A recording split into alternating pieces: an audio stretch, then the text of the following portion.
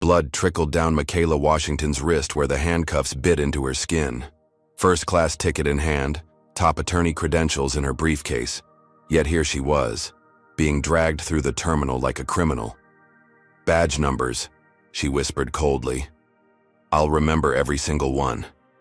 Before we dive into this shocking story of injustice at 35,000 feet, where are you watching from today? Hit that like button if you've ever experienced or witnessed discrimination while traveling, and subscribe to join our community fighting for justice.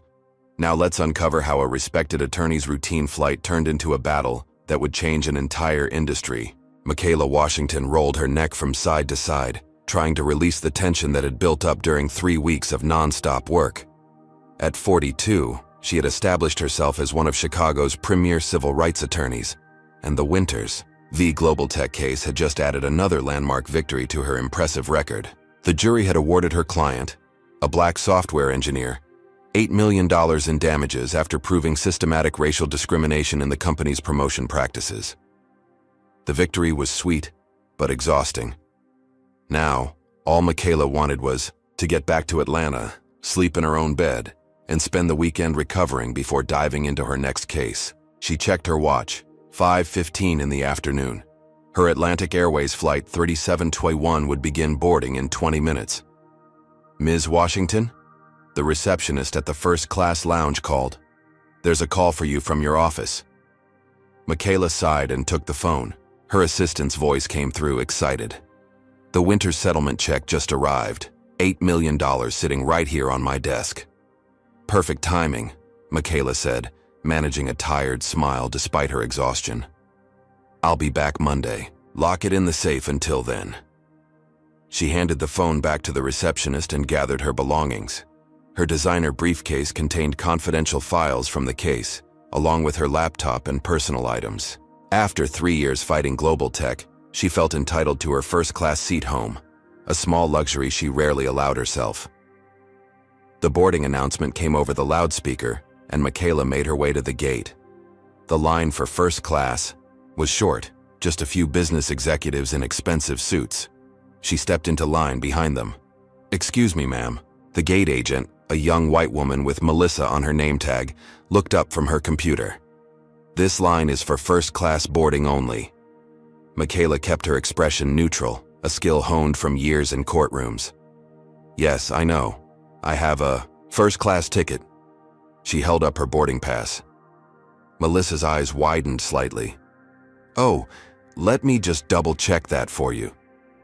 She reached for Michaela's boarding pass, something Michaela noticed she hadn't done for the 3 white men ahead of her. "It's correct," Michaela said firmly, but handed over the document anyway.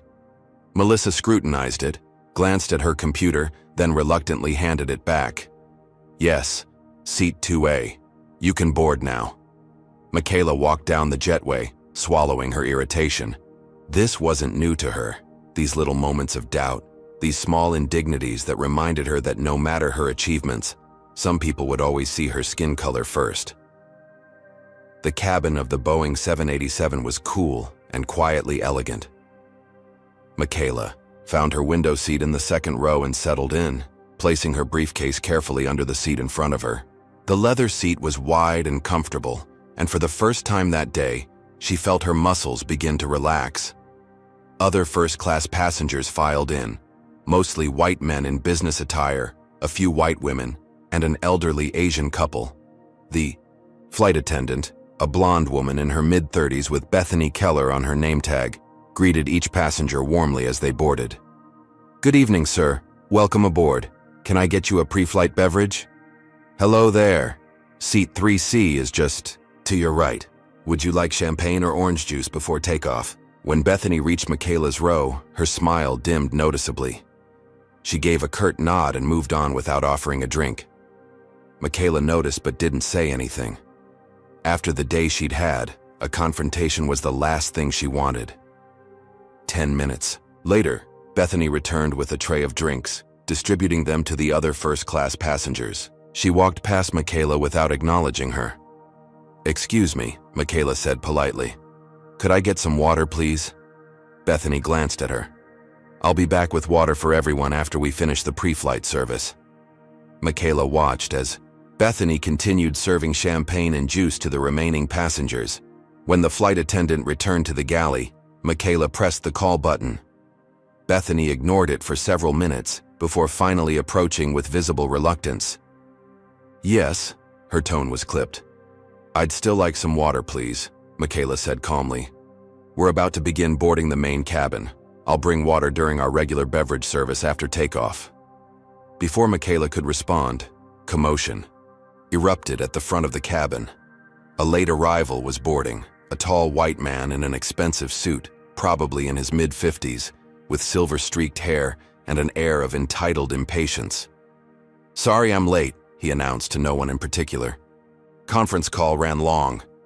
Bethany immediately transformed, her frosty demeanor melting into radiant warmth. "Not a problem at all, Mr. Harrington. We're just happy you made it. Let me help you with your bag." The man, Mr. Harrington, proceeded down the aisle, stopping at Michaela's row. He checked his boarding pass, then frowned at her.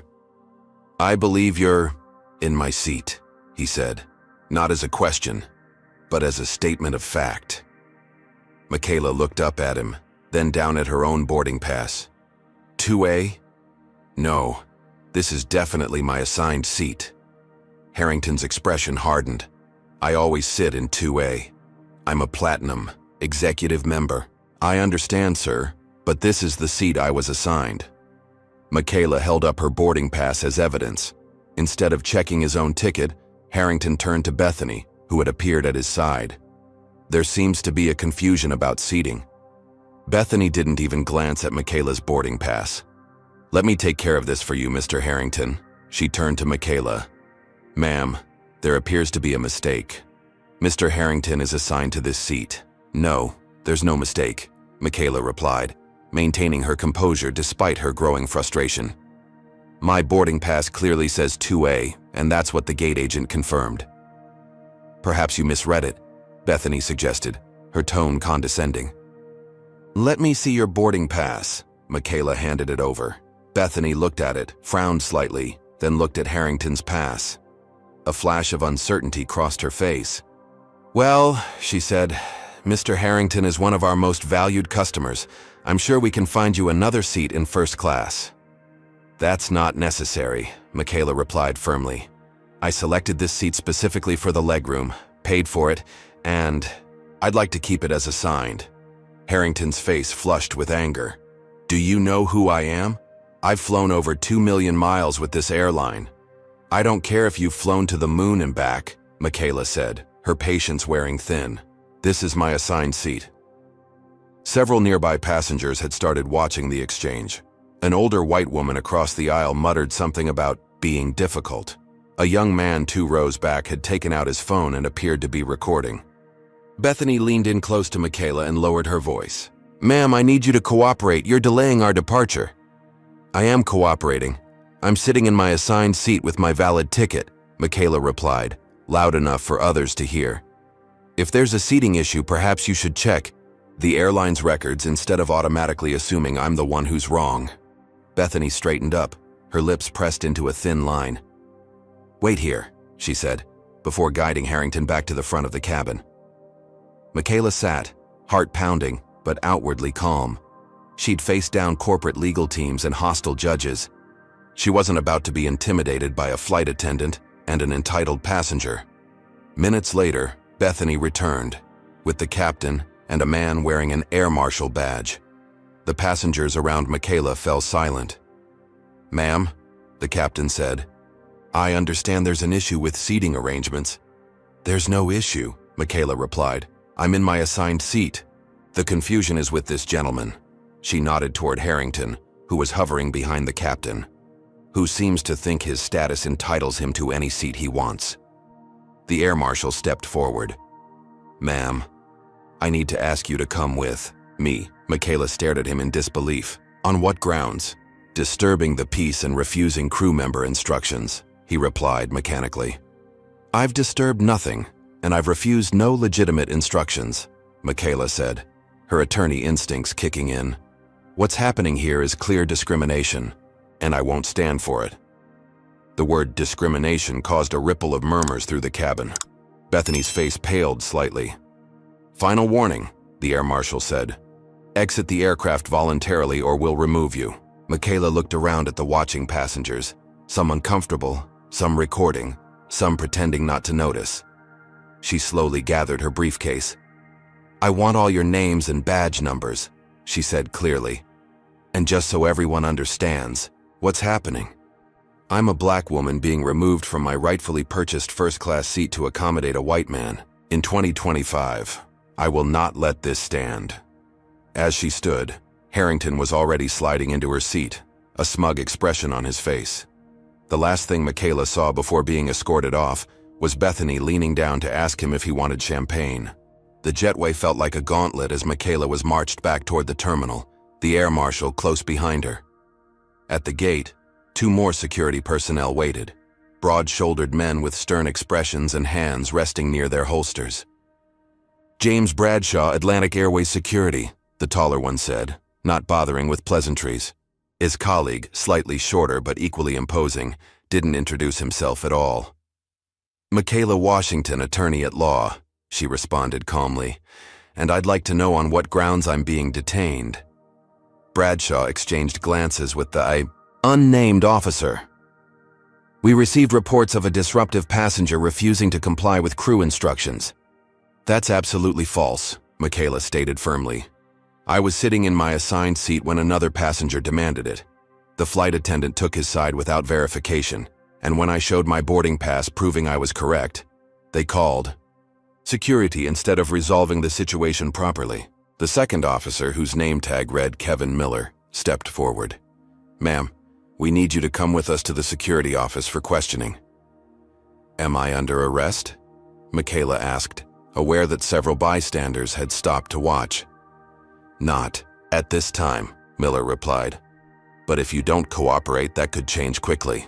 Michaela noticed a young woman in the gathering crowd holding up a phone, recording the interaction. "Good," she thought. "Evidence." "I'll cooperate," Michaela said, "but I want it on record that I'm doing so under protest, and that this entire situation stems from racial discrimination by Atlantic Airways staff." Miller grabbed her upper arm roughly. "This way." "I can walk on my own," Michaela said, trying to pull away. His grip tightened. "Protocol." They began moving through the terminal, Bradshaw in front, Miller maintaining his grip on Michaela's arm, and the air marshal following behind. The scene drew stares from travelers rushing to their gates. Michaela held her head high, even as humiliation burned through her. "You're hurting me," she said quietly to Miller. "Should have thought about that before causing trouble," he muttered back. As they approached a corridor marked Airport Security, another uniformed officer joined them, this one wearing an airport police badge. His name tag read, Daniel Reynolds. "What's the situation?" Reynolds asked Bradshaw. "Disruptive passenger removed from Atlantic Airways 3721. Refused crew instructions, created a disturbance." Reynolds looked Michaela up and down, taking in her tailored suit and designer briefcase. His expression remained impassive. "Cuff her." "What?" Michaela's composure finally cracked. "That's completely unnecessary." "Standard procedure for combative subjects," Reynolds stated flatly. "I am not combative. I've been cooperative despite being wrongfully removed from my flight." Reynolds nodded to Miller, who pulled Michaela's hands behind her back. The metal handcuffs were cold against her skin and ratcheted too tight, digging into her wrists. "These are too tight," she winced. "They're supposed to be uncomfortable," Reynolds replied without sympathy. "Discourages resistance." By now, Michaela was being paraded through the busiest part of the terminal, hands cuffed behind her back, escorted by 3 large men in uniform. Travelers stopped to stare. Some took photos. The humiliation was almost unbearable, but Michaela channeled it into determination. "I want all your names and badge numbers," she said loudly enough for bystanders to hear. "What you're doing is unlawful detention and excessive use of force. You can file a complaint later," Bradshaw dismissed her. "Oh, I'll do much more than file a complaint," Michaela promised. "I'm a civil rights attorney, and what's happening right now is textbook discrimination and abuse of power." That caught Reynolds' attention. He exchanged glances with the others, But they continued walking, guiding Michaela through a door marked "Authorized Personnel Only" and into a sterile hallway lined with numbered doors. They led her to a small room containing only a metal table bolted to the floor and 3 chairs. The walls were bare except for a security camera in the corner. They directed her to sit, but didn't remove the handcuffs. "The cuffs need to come off," Michaela insisted. "They're cutting into my skin." "When we've determined you're not a security threat," Reynolds replied. "A security threat? I'm a 5'4" attorney with a valid ticket who was removed from a flight because a white man wanted my seat. This is absurd." The door opened, and a woman in an Atlantic Airways uniform entered. Her name tag identified her as Sandra Coleman, Customer Relations Manager. Her practiced smile didn't reach her eyes. "Ms. Washington, I apologize for this unfortunate situation. There seems to have been a misunderstanding." "No," Michaela interrupted. "There was no misunderstanding. There was blatant discrimination by your flight attendant, who took the word of a white man over mine despite clear evidence that I was in my correct seat." Coleman's smile faltered. "These are serious allegations, Ms. Washington. I assure you that Atlantic Airways does not discriminate." "Save the corporate script," Michaela cut in. "I want these handcuffs removed immediately, and I want the names and badge numbers of everyone involved in this incident." Coleman looked uncomfortable, then nodded to Reynolds. "Please remove the restraints." Reynolds hesitated, then complied, reluctantly. When the cuffs came off, Michaela rubbed her wrists, noting the red marks where the metal had dug into her skin. Small droplets of blood had formed where the skin had broken. "I'll need medical attention for these injuries," Michaela stated, "and I want it documented." Coleman's professional facade cracked slightly. "Ms. Washington, I'm sure we can resolve this without escalating further. Atlantic Airways would like to offer you a travel voucher for the inconvenience." Michaela laughed without humor. "A travel voucher? I was publicly humiliated, physically injured, and subjected to discriminatory treatment. A voucher isn't going to cut it." She reached for her briefcase, causing Reynolds to tense up. Slowly, deliberately, she removed her phone. "I'm calling my law partner," she explained, "and then I'll be contacting the media. This isn't going away with a voucher and an insincere apology." "That won't be necessary," Coleman insisted. "We can work this out." "Officer Reynolds," Michaela said, ignoring Coleman. "Your badge number, please." Reynolds crossed his arms. "You can get that information through official channels." "Officer Miller? Officer Bradshaw?" She looked at each of them in turn. Both remained silent. "Fine," Michaela said, making a show of typing into her phone. "Security camera footage will identify you all anyway. And I've noticed at least 3 passengers were recording when you removed me from the plane." She dialed her law partner's number.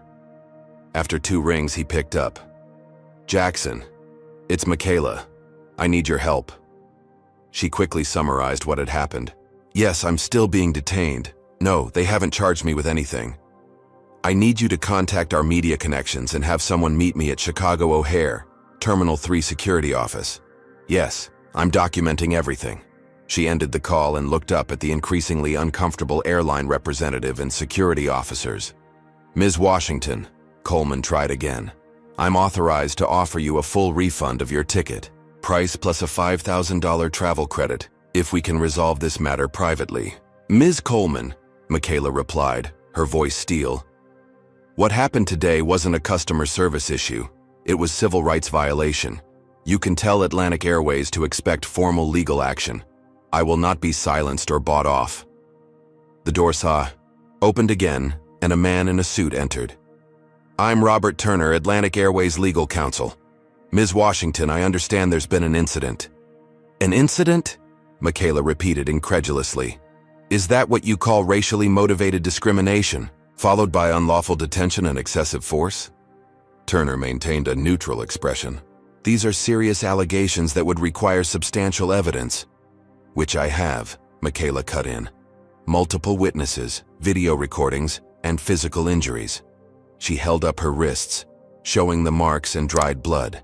"Not to mention The airline's own records that will prove I was in my assigned seat when your staff had me forcibly removed to accommodate a white passenger.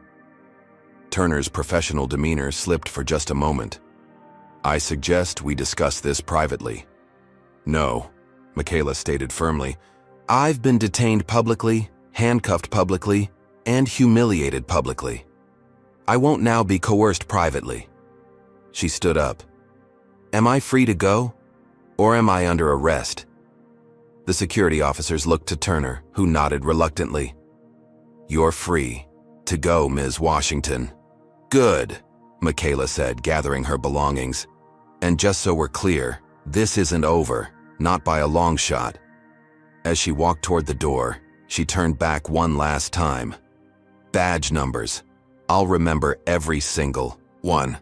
The taxi ride from O'Hare to downtown Chicago felt surreal. Michaela stared out the window at the city lights blurring through a light evening rain, her mind replaying the events on the plane in vivid detail. Her wrists throbbed where the handcuffs had cut into them. The emergency room doctor had cleaned and bandaged the abrasions, documenting them as consistent with overly tight restraints, providing Michaela with medical evidence for what she knew would become a legal battle. Her phone hadn't stopped buzzing with notifications since she'd been released from the security office. Jackson had mobilized their law firm's crisis team. 3 news outlets had already reached out for interviews. Social media was beginning to pick up fragments of the story, with shaky cell phone videos showing portions of her removal from the aircraft. The taxi pulled up to her hotel, not the one she'd originally booked for a single night before her flight, but a higher-end establishment arranged by Jackson for an extended stay. Atlantic Airways' actions had cost her more than dignity. They'd disrupted her entire schedule. Ms. Washington? The hotel manager greeted her personally in the lobby. Mr. Williams called ahead. We've prepared the executive suite for you and arranged for the hotel doctor to be available if needed. Thank you, Michaela replied. The professional courtesy, a stark contrast to her treatment hours earlier. In her suite, Michaela finally allowed herself a moment of vulnerability. She sank onto the edge of the bed, hands trembling slightly as the adrenaline that had sustained her began to ebb. Tears threatened, but she blinked them back. This wasn't the time for tears. This was the time for action. Her phone rang. Jackson again. I've got something you need to see, he said without preamble. Checking your email now. Michaela opened her laptop and found Jackson's message. Attached were 3 video files from different passengers on the flight. She clicked on the first. 1. The footage was shaky but clear enough. It showed her calmly explaining to Bethany that she was in her assigned seat. It captured Harrington's entitled demand and Bethany's immediate deference to him without checking his ticket. Most damning was the moment when Bethany finally looked at both boarding passes and realized Michaela was right. The brief flash of recognition on her face before she doubled down and called for security anyway. This is gold, Michaela murmured. Keep watching, Jackson instructed. The 3rd video is the one that's going to blow this wide open. The 3rd video had been taken from several rows back. It showed the air marshal and captain approaching, but what made it truly damning was what happened after Michaela was escorted off. The passenger had continued recording, capturing Bethany leaning down to Harrington with a conspiratorial smile. Sorry about the confusion, Mr. Harrington. We always want our board members to have their preferred seats. Board member. Trevor Harrington wasn't just a frequent flyer. He was on Atlantic Airways' board of directors. Did you catch that? Jackson asked. I did, Michaela confirmed, her legal mind already calculating how this changed things. This wasn't just discrimination by a flight attendant. This was corporate policy coming from the top. Exactly. And there's more. Check your texts. Michaela found a message from an unknown number. This isn't the first time. I have information. Meet tomorrow? Amara Jones, Atlantic Airways. Who's Amara Jones? She asked Jackson. Flight attendant trainee. She was on your flight. Observing. Bethany. She reached out to me after seeing the news about what happened. Says she's witnessed systematic discrimination at the airline and wants to help. Michaela felt a surge of vindication. Set up the meeting. Somewhere private. Already done. Coffee shop 3 blocks from your hotel, 10 a.m. After ending the call with Jackson, Michaela opened her laptop again. The story was spreading faster than she'd anticipated. Justice at 35,000 feet was trending. People were sharing their own experiences with discrimination on Atlantic Airways flights. What had happened to her wasn't an isolated incident. It was part of a pattern. Her investigative instincts taking over, Michaela began searching for previous incidents involving Atlantic Airways and discrimination claims. Most had been settled quietly, with confidentiality agreements keeping details out of public view, but patterns emerged nonetheless. Black passengers removed from first class. Middle Eastern travelers subjected to random additional security checks. Latino customers having their identification questioned despite valid documentation. Do you recognize these injustices?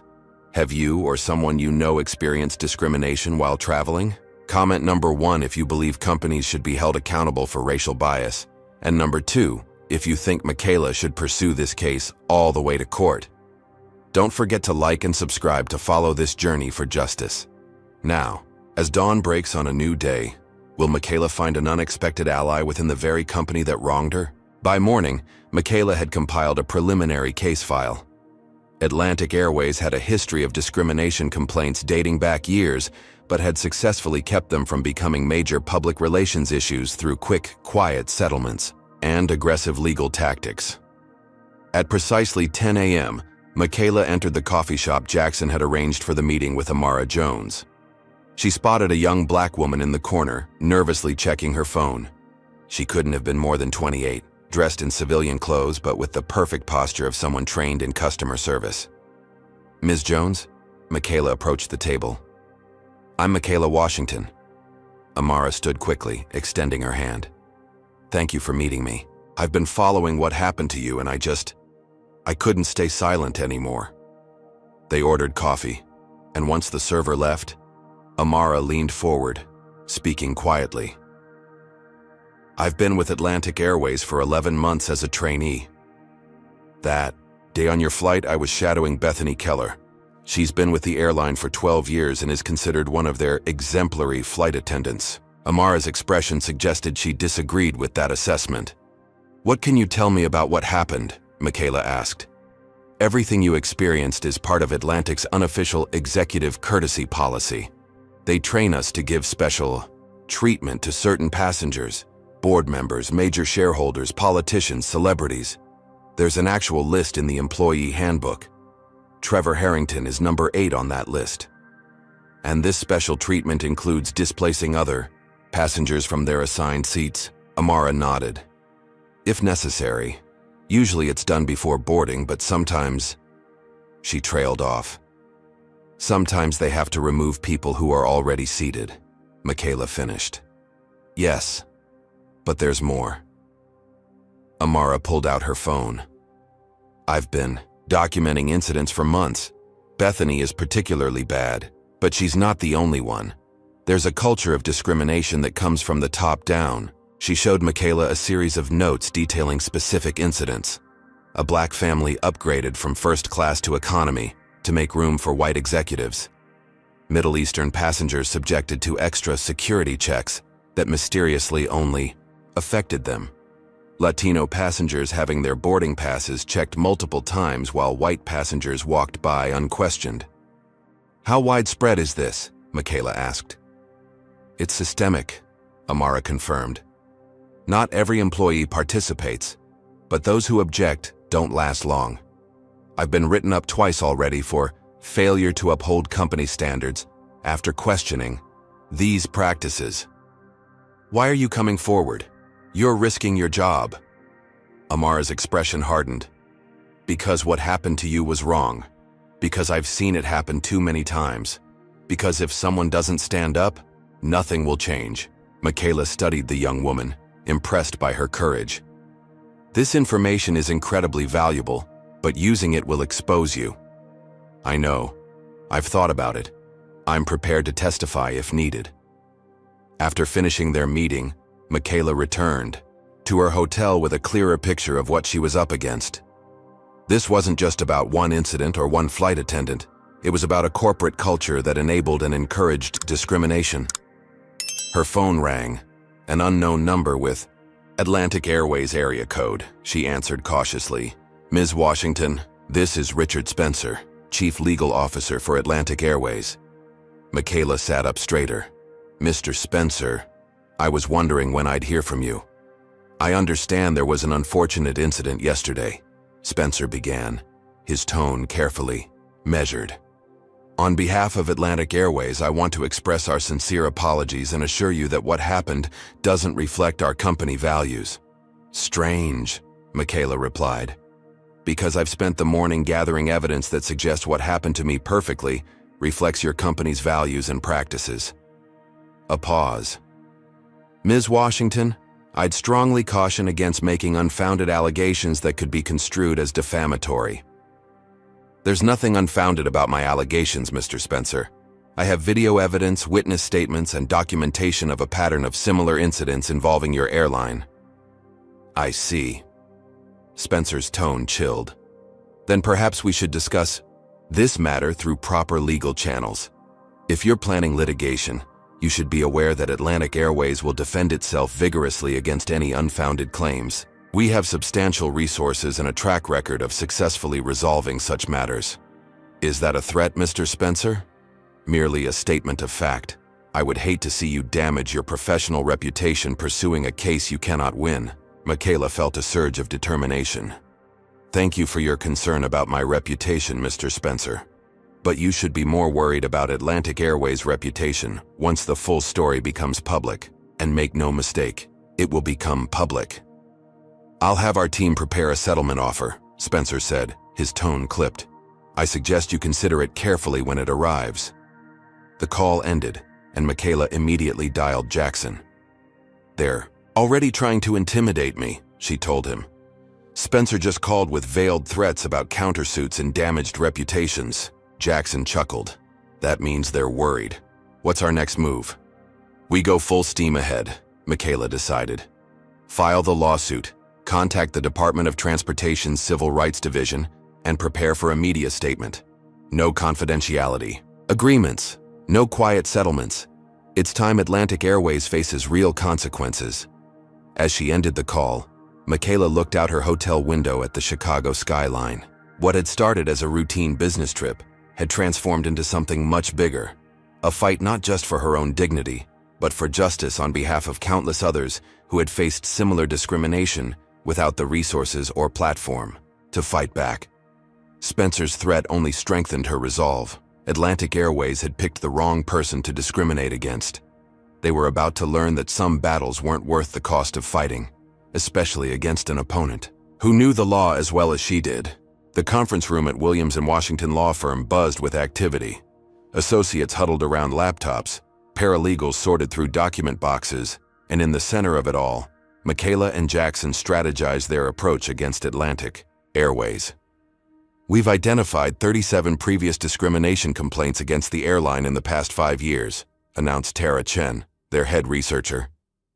22 were settled with confidentiality agreements, 9 were dismissed on technical grounds before discovery, and 6 are still pending. Any patterns in how they handle these cases? Michaela asked, reviewing the summary document. Definitely, Tara confirmed. They move aggressively for dismissal, and if that fails, they offer settlements with strict NDAs. They've never allowed a discrimination case to reach trial. Jackson nodded thoughtfully. They're protecting something bigger than individual incidents. Exactly, Michaela agreed. Based on what Amara told me, there's a systemic issue that could expose them to massive liability if fully revealed. The door opened and Leo Martinez, their media relations specialist, entered looking concerned. You need to see this. He turned on the conference room television, switching to a major news network. On screen, Edward Chamberlain, Atlantic Airways, 63-year-old CEO, stood at a podium in the company's headquarters. Atlantic Airways has always prided itself on providing exceptional service to all our passengers regardless of race, gender, religion, or background, Chamberlain stated, his silver hair and tailored suit projecting authority and trustworthiness. The incident involving Ms. Washington resulted from a seating misunderstanding that was handled inappropriately by staff who did not follow our established protocols. Those involved have been placed on administrative leave pending a full investigation. He's getting ahead of the story, Jackson muttered. Chamberlain continued. We have reached out to Ms. Washington to offer our sincere apologies and appropriate compensation for this regrettable incident. Atlantic Airways remains committed to creating an inclusive environment for all passengers and employees. What a performance, Michaela said as Leo muted the television. Notice he never actually denied discrimination occurred. And appropriate compensation? They haven't offered me anything beyond that insulting voucher. It's damage control, Jackson observed. The videos of your removal are going viral. They need to look responsive. Leo nodded. Social media is exploding. Justice at 35,000 feet has over 3 million mentions since yesterday. Several celebrities have shared your story. The court of public opinion is definitely on your side right now. Good, Michaela said. But public sentiment can shift quickly. We need to keep the pressure on while gathering more evidence. She turned to Jackson. What about our filing status? Complaint is ready, he confirmed. Civil rights violations, false imprisonment, assault and battery, intentional infliction of emotional distress. We can file today. Do it, Michaela decided. And schedule a press conference for tomorrow morning. Let's make sure everyone knows this isn't going away with a corporate non-apology. As the team dispersed to execute their tasks, Michaela's phone buzzed with a text from an unknown number. Be careful, they're coming after you. Amara. Michaela immediately called back, but the call went straight to voicemail. She tried, again with the same result. Minutes later, her phone rang.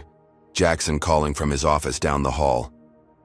You should see this email that just came in, he said, forwarding it to her as they spoke. The message was from a tabloid reporter requesting comment on allegations that Michaela Washington was intoxicated and belligerent on Atlantic Airways Flight 3721 before being removed by security.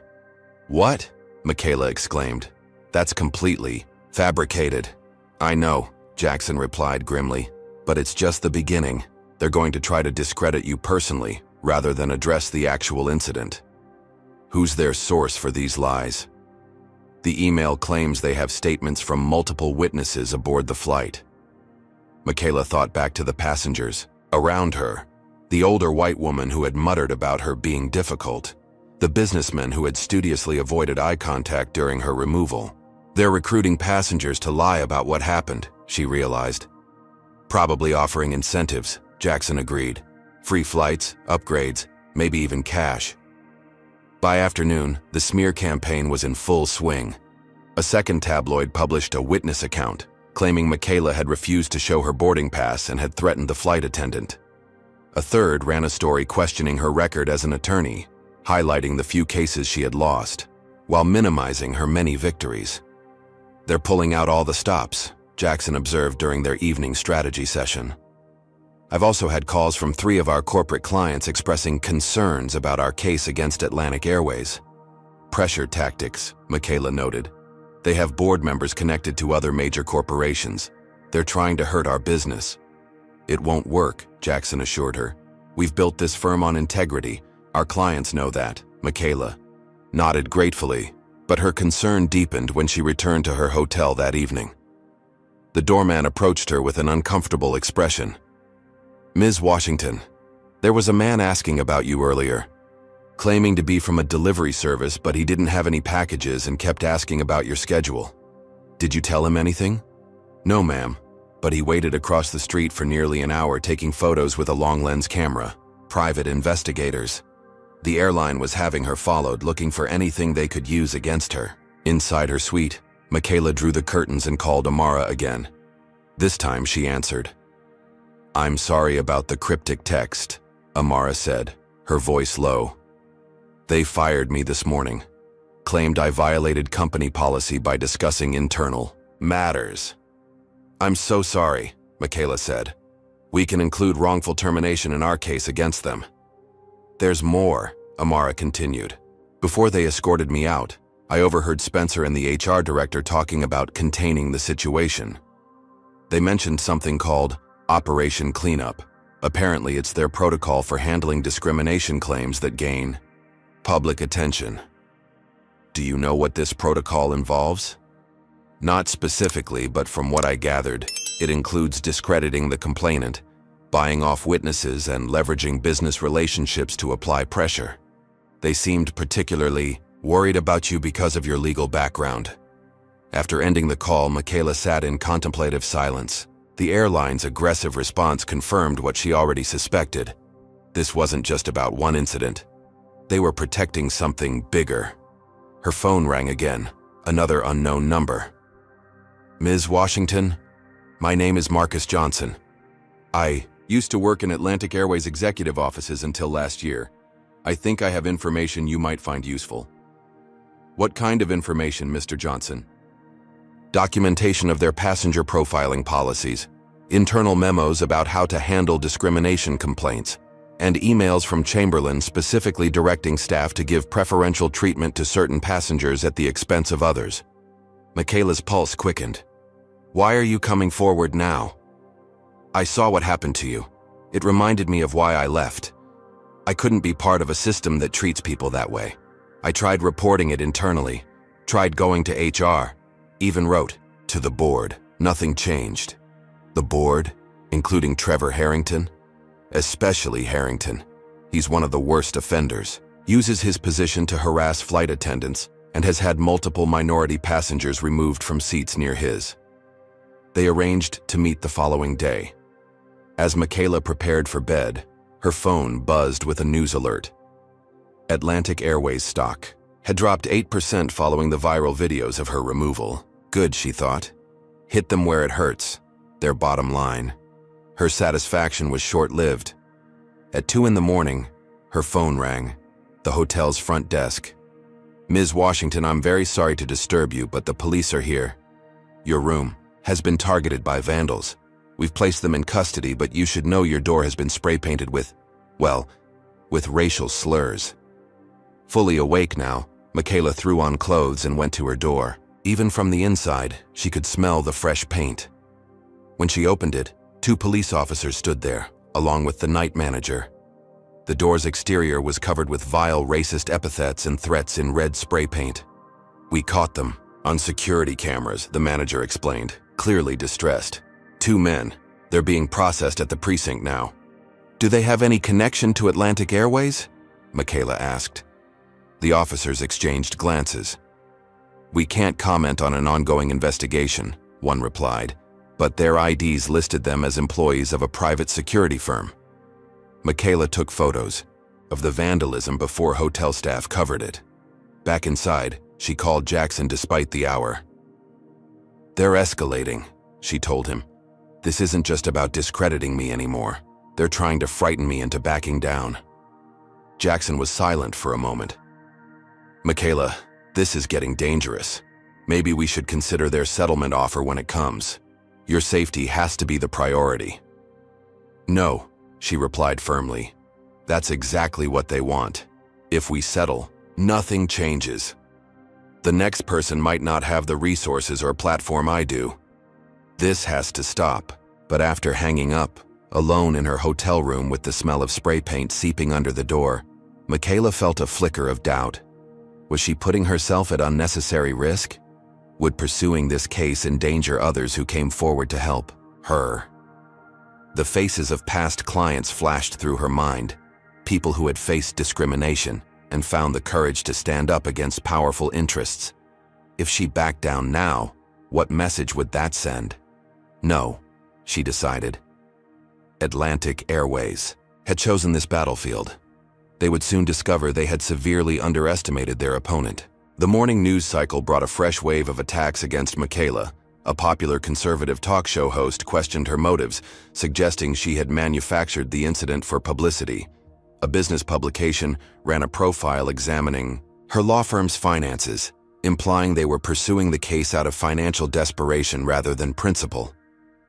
Most alarming was a segment on a major network featuring a woman claiming to be a former client of Michaela's, alleging she had mishandled a discrimination case and forced an unnecessary settlement. Jackson's team quickly confirmed the woman had never actually been Michaela's client. They're getting desperate, Jackson observed as they prepared for their press conference. Fabricating witnesses, inventing clients. These are dangerous tactics. that could backfire spectacularly. Only if we can prove they're behind it, Michaela pointed out. Right now, it all looks like independent reporting, even though we know it's orchestrated. The press conference was held in their law firm's largest conference room, packed with reporters from across the country. Michaela stood at the podium, her bandaged wrists visible as a physical reminder of her treatment. 3 days ago, I boarded Atlantic Airways Flight 3721 with a valid first-class ticket, she began. I was forcibly removed from that flight not because of any wrongdoing on my part, but because of the color of my skin. What followed was a systematic attempt to intimidate, discredit, and silence me. She detailed the events on the plane, the excessive force used during her removal, and the airline's subsequent smear campaign. She revealed Amara's firing and the vandalism at her hotel, carefully connecting these events without explicitly accusing Atlantic Airways of orchestrating them. This case is no longer just about one incident, she concluded. It's about a pattern of discrimination that has gone unchecked for too long. Atlantic Airways had the opportunity to acknowledge their wrongdoing and implement real changes. Instead, they chose to attack the victim and silence whistleblowers. Today, we are filing a class action lawsuit on behalf of all passengers who have experienced similar discrimination. The announcement of a class action sent reporters into a frenzy of questions. Atlantic Airways stock, already down, plummeted another 12% before trading was temporarily halted. Back in the privacy of Jackson's office, they monitored the media coverage. The class action was a masterstroke, Jackson admitted. They were prepared for an individual lawsuit, but this changes the game entirely and makes it harder for them to personalize their attacks, Michaela added. They can try to discredit me, but they can't discredit hundreds of victims with similar stories. Their momentary triumph was interrupted by a call from the law firm's security team. Ms. Washington, we've identified 2 men conducting surveillance on the building. They appear to be taking photos of everyone entering and leaving. More intimidation tactics, Michaela sighed. Make sure all staff are aware, but tell them to continue normally. We won't be frightened into hiding. By mid-afternoon, Atlantic Airways had issued a formal response to the lawsuit. Richard Spencer, their chief legal officer, delivered a statement that managed to sound reasonable while implicitly questioning Michaela's integrity. Atlantic Airways takes all allegations of discrimination seriously, Spencer stated. However, we categorically deny any systematic issues within our company.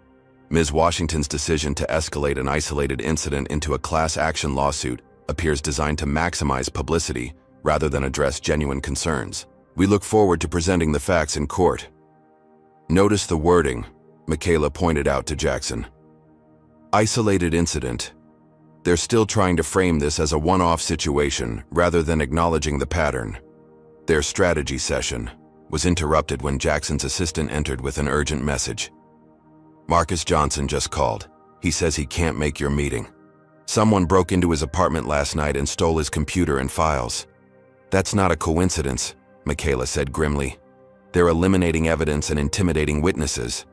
It gets worse, the assistant continued. He says he was followed to work this morning, and his current employer received an anonymous tip claiming he stole confidential documents from Atlantic Airways when he left. Michaela's jaw tightened. They're trying to destroy his credibility before he can testify. Get him in here today if possible. We need to secure his statement before they can silence him completely. The attacks continued throughout the day. 3 more corporate clients called to withdraw their business from the firm. A popular blog published leaked emails allegedly from Michaela discussing how to target airlines for lawsuits, emails she had never written. By evening, Michaela lied was trending on social media, promoted by accounts that investigation revealed were largely bots and newly created profiles. Exhausted, Michaela returned to her new hotel. She'd changed locations after the vandalism incident only to find a manila envelope had been slipped under her door. Inside was a printout of her daughter's college schedule, with her classroom building circled in red ink. There was no note, no threat, just the unmistakable message. We know where your family is. Her hands shaking, Michaela called her daughter immediately. Maya, are you okay? Mom? Yeah, I'm fine. What's wrong? I need you to go stay with your dad for a few days. Don't ask questions right now. Just pack a bag and call him to pick you up. Mom, you're scaring me. I'm sorry, sweetheart. It's just a precaution. I'll explain everything soon. After ensuring her daughter would be safe, Michaela called Jackson. They're targeting my family now, she said, her voice tight with anger and fear. This has gone too far. Jackson was silent for a moment. Michaela, I think we need to consider our options here. The case is important, but not at the expense of your safety or your family's. What are you suggesting? That we drop it? Accept whatever settlement they offer? Not necessarily. But maybe we negotiate from a position that prioritizes systemic changes over financial penalties. Focus on policy reforms, mandatory training, oversight mechanisms. And let them off the hook financially after everything they've done? Sometimes, the lasting victory isn't about money, Jackson said gently. It's about creating real change. Michaela stared at the printout of her daughter's schedule, the red circles like targets. Maybe Jackson was right. Maybe pursuing this case to its fullest extent wasn't worth the potential cost. Her phone rang again, an unknown number. Hello? Ms. Washington? This is Marcus Johnson. I'm at your law office. Your partner said to call you directly. Mr. Johnson, I heard about what happened. Are you all right? I'm fine, but they got most of my documentation. Fortunately, I kept backups in a safety deposit box. I have copies of everything, including emails that directly implicate Chamberlain and Harrington in discriminatory practices. Michaela's resolve strengthened. I'll be right there.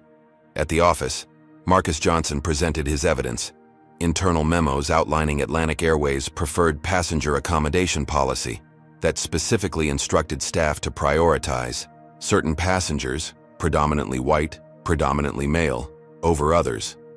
Emails from Chamberlain dismissing discrimination complaints as oversensitivity, training materials that included racial and ethnic profiling disguised as customer service optimization. Most damning was an email thread between Harrington and Chamberlain discussing the PR risks of their policies while acknowledging their effectiveness at maintaining the right passenger environment in premium cabins. This is explosive, Jackson said, reviewing the documents. With this evidence, we could win not just damages but potentially force a complete overhaul of their corporate leadership. That's why they're fighting so hard, Marcus explained. It's not just about this one case. If these practices become public knowledge, the entire executive team could face removal by shareholders, not to mention potential criminal charges for civil rights violations. As they were talking, Jackson's assistant burst in. You need to see this. It's all over the news. She turned on the television to show a press conference. Richard Spencer stood at a podium, looking grave. Atlantic Airways has uncovered disturbing evidence that Ms. Washington's allegations are part of a coordinated attempt to damage our company's reputation for financial gain. We have obtained recordings of Ms. Washington discussing how to manufacture discrimination claims against airlines. The screen showed an audio waveform as a voice similar to Michaela's said, "These airlines are easy targets. Get on a flight, create a scene, claim discrimination, and they'll settle every time rather than risk the publicity." That's not me, Michaela exclaimed. That's completely fabricated. We believe it's AI generated, Jackson said, listening carefully. The cadence isn't quite right. We can prove it's fake with audio analysis. But the damage is already done, Marcus pointed out. People are hearing it right now and forming opinions. Michaela watched as her professional reputation, built over decades of dedicated work, was being systematically dismantled on national television through blatant lies. The anger she felt was unlike anything she'd experienced before. This wasn't just about her removal from the flight anymore. This was about corporate power being wielded as a weapon against truth itself. Enough, she said quietly, her resolve hardening. They want to play dirty? Fine. But they've forgotten something important. What's that? Jackson asked. I've spent my career fighting against powerful interests who thought they were untouchable. I've faced corporations with deeper pockets and better connections than Atlantic Airways, and I'm still here. She turned to Marcus. Thank you for bringing this evidence forward despite the personal risk. It won't be in vain. To Jackson, she said, "Call everyone back in. Tonight we prepare our full offensive. Tomorrow we show Atlantic Airways why they should have just apologized and fixed their policies when they had the chance." As the team reassembled, Michaela felt a renewed sense of purpose. The airline had made a critical miscalculation. By escalating, from discrimination to intimidation to outright fabrication, they had transformed what might have been a damaging but manageable lawsuit into an existential crisis of their own making. And Michaela Washington intended to make them regret every step of that journey. The weight of Atlantic Airways' relentless attacks had taken its toll. Michaela sat alone in her hotel room, the television muted as another news segment analyzed the audio recording the airline claimed was her voice. Outside, rain streaked the windows, matching her somber mood. Her phone buzzed, another threatening message from an anonymous number. She'd received dozens in the past 24 hours, each more vile than the last. The constant barrage of hatred, combined with concerns for her family's safety, had left her exhausted and questioning whether the fight was worth the cost. A knock at the door startled her. Security protocols had been established. No visitors, without prior clearance. She approached cautiously. "Who is it?" "It's your grandmother, child. Open this door before I catch my death in this hallway." Surprised, Michaela checked the peephole. Sure enough, Eloise Washington stood there, her 82-year-old frame as dignified as ever despite the travel-worn appearance. "Grandma, what are you doing here?" Michaela asked, opening the door and quickly ushering her inside. "You shouldn't be traveling alone." Eloise fixed her with a stern look. "When I see my granddaughter being dragged through the mud on national television, nothing could keep me away." She set down her small overnight bag and embraced Michaela tightly. "Now tell me what these vultures are doing to you."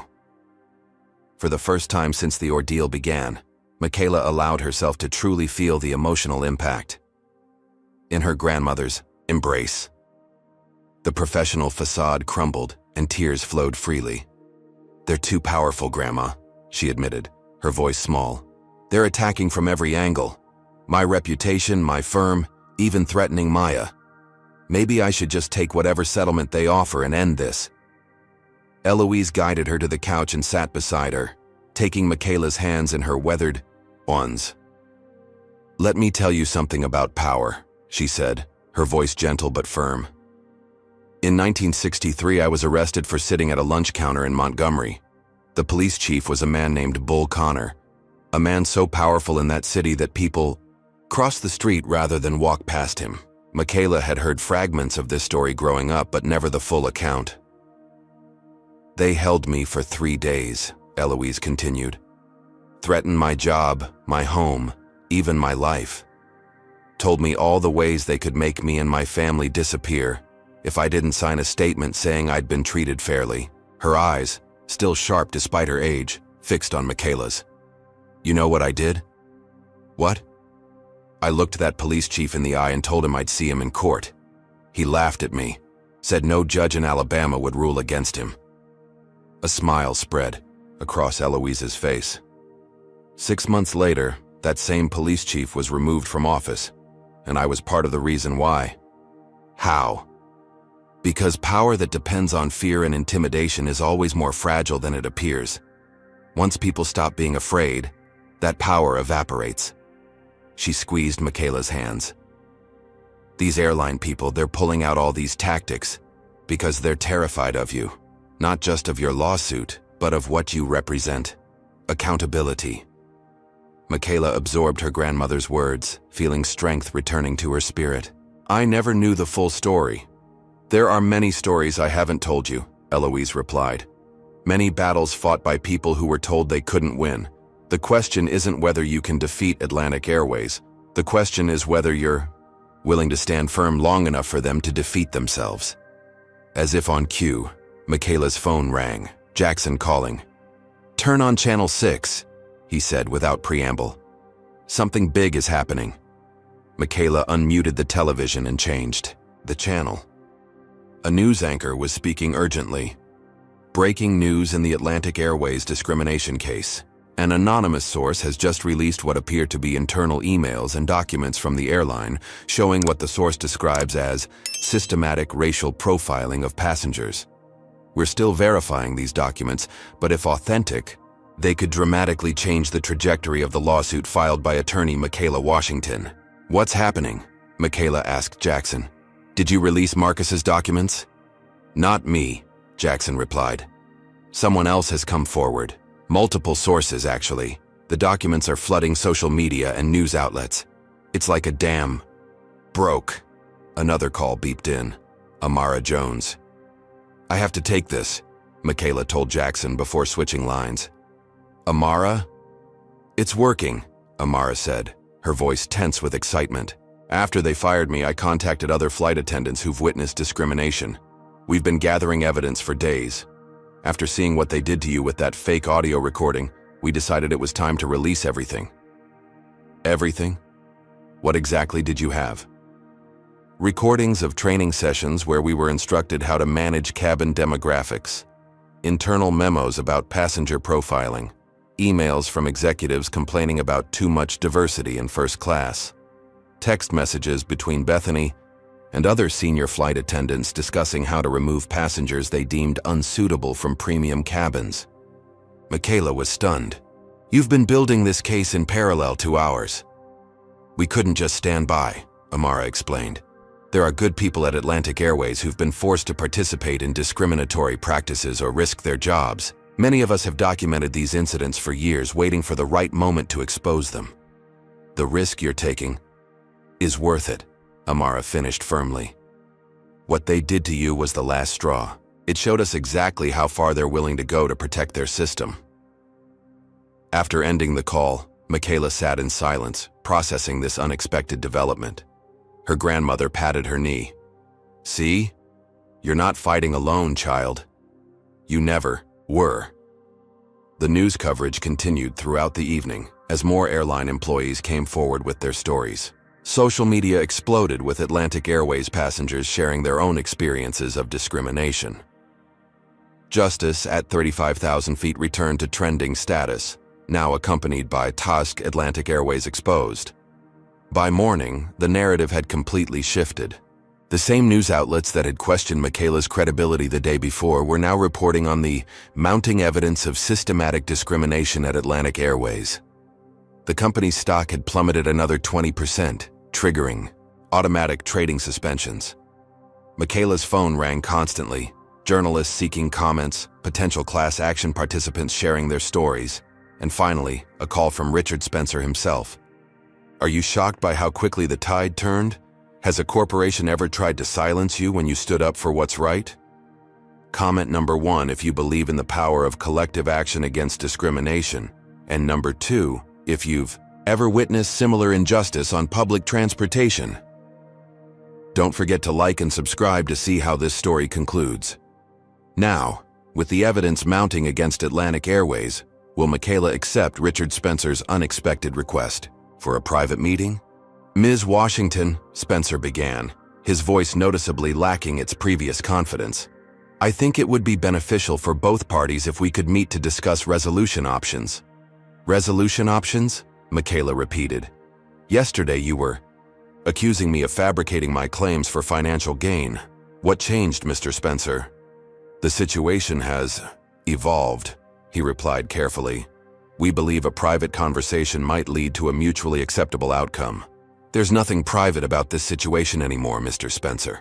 Your company's discriminatory practices are now public knowledge, which is precisely why we need to discuss terms before this escalates further, Spencer pressed.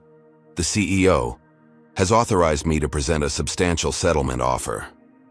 Michaela considered her options.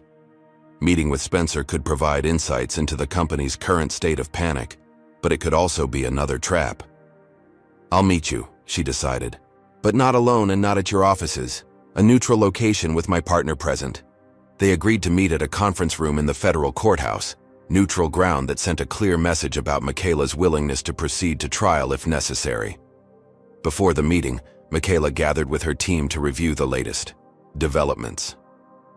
Investigative journalist Damon Riley had published a comprehensive exposé on Atlantic Airways' discriminatory practices, based on documents provided by employees and passengers. The article had been picked up by major news outlets, amplifying its impact. The airline's board has called an emergency meeting, Jackson informed the group. Shareholders are demanding answers, and there are rumors of a potential leadership change. What about the fake audio recording? Michaela asked. Audio forensics experts have already identified it as AI-generated, a team member responded. 3 major networks have retracted their stories and issued apologies. The Atlantic Airways PR team is in full damage control mode. Armed with this knowledge, Michaela entered the courthouse conference room where Richard Spencer waited, accompanied by 2 other executives she didn't recognize. Spencer looked like he hadn't slept in days, his usual polished appearance replaced by a haggard, desperate expression. Ms. Washington, thank you for coming, he began. This is Patricia Reynolds, our Chief Operations Officer, and Michael Grant, from our Board of Directors. Michaela and Jackson took seats across from them. I understand you have an offer to present, she said, getting straight to business. Spencer slid a document across the table. $20 million, with no admission of wrongdoing, in exchange for full confidentiality and dismissal of all claims. Michaela didn't even look at the paper. Not interested. Ms. Washington, this is a very generous offer. This isn't about money, Mr. Spencer, and you know it. This is about accountability for a system that has harmed countless individuals based on the color of their skin. Spencer's professional demeanor cracked slightly. What do you want then? 30 million? 50? I want the truth, Michaela stated simply. I want acknowledgement of what really happened on that plane and the system behind it. I want structural changes that ensure it never happens again. Spencer exchanged glances with his colleagues before leaning forward. Off the record, there are certain realities you should be aware of before you dismiss our offer. I'm listening. What happened to you wasn't random, Spencer admitted. CEO Chamberlain personally recognized you as the attorney who won the discrimination case against Global Tech last month. The CEO of Global Tech is Chamberlain's golf buddy and sits on an industry board with him. Michaela's eyes widened slightly. Are you saying I was specifically targeted? Chamberlain called the gate directly when he saw your name on the first-class manifest. He told them to find a way to remove you from the flight. Harrington volunteered. To handle it personally, he enjoys that sort of thing. And you're admitting this why? Spencer looked genuinely troubled. Because what's happened since has gone far beyond anything I signed up for. The fake audio, the threats against your family. Chamberlain authorized all of it. He's become obsessed with destroying you, regardless of the cost to the company. So this meeting is what? Your attempt to save the company from its CEO? The board is meeting right now to discuss Chamberlain's future, the board member Grant interjected. We need this situation contained before shareholders lose all confidence. Contained, Michaela repeated. That's an interesting word choice. You're still trying to minimize and control rather than address the actual problem. What do you want from us? Spencer asked, frustration evident in his voice. Full disclosure of all discriminatory practices, a complete overhaul of your policies, training, and corporate culture, a public acknowledgement of wrongdoing, compensation, not just for me, but for every passenger who has experienced discrimination, and the removal of everyone involved in creating and enforcing these policies, starting with Chamberlain and Harrington. The executives exchanged glances again. That would effectively amount to admitting liability on a massive scale, Spencer protested. The financial implications would be catastrophic. More catastrophic than what's already happening. Jackson asked, gesturing to his tablet showing Atlantic Airways' plummeting stock price in real time. I'm not just negotiating for myself, Michaela explained. I'm representing hundreds of people who've been humiliated, discriminated against, and mistreated by your airline. People who didn't have the platform or resources to fight back. Their justice matters too. Spencer looked defeated. I'll convey your terms to the board, but I should warn you, Chamberlain won't go down without a fight. He still has allies, both within the company and in the industry. "I'm counting on it," Michaela replied confidently. "Because the more he fights, the more evidence of wrongdoing will emerge. The truth has a way of coming out, Mr. Spencer. It's just a question of how much damage your company sustains in the process." As they left the meeting, Jackson looked at Michaela with newfound admiration. "You could have walked away with $20 million today. And what message would that have sent? That discrimination is just a cost of doing business? That if you're rich enough, you can buy your way out of accountability?" She shook her head. "Some principles aren't for sale." Back at the hotel, Michaela found her grandmother watching the news coverage with a satisfied expression. "The board meeting ended," Eloise informed her. "No official announcement yet, but reporters are saying Chamberlain stormed out halfway through, shouting about betrayal." Michaela sat beside her grandmother, feeling a weight lifting from her shoulders. "You were right. Their power was more fragile than it appeared." Eloise patted her hand. "Power built on injustice always is, child. Always is." That evening, Atlantic Airways issued a statement announcing that Edward Chamberlain had taken a leave of absence to address personal matters. It wasn't an outright removal, but it was a clear signal that the board was distancing itself from its CEO. More significantly, the statement included a paragraph acknowledging serious concerns about passenger treatment policies and promising a thorough review of all practices to ensure alignment with our commitment to equality and respect for all customers.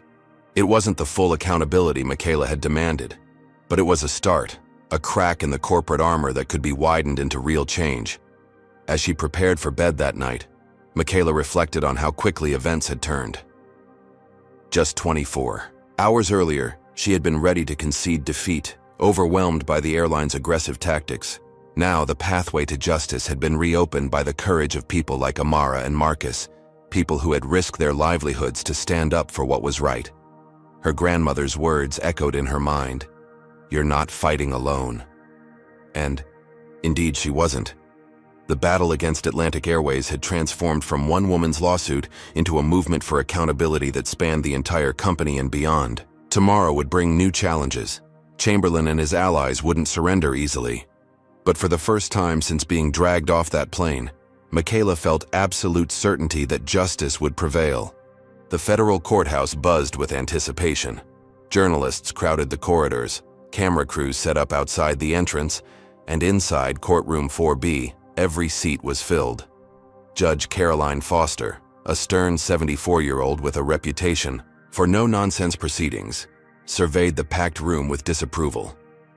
"This is a court of law, not a circus," she announced. "Anyone disrupting these proceedings will be removed immediately. Is that understood?" A murmur of assent rippled through the audience. At the plaintiff's table, Michaela and Jackson reviewed their notes one final time. Across the aisle, Atlantic Airways' legal team had grown to 7 attorneys, led by Richard Spencer. Conspicuously absent were any executives from the company, a strategic decision to distance leadership from the proceedings.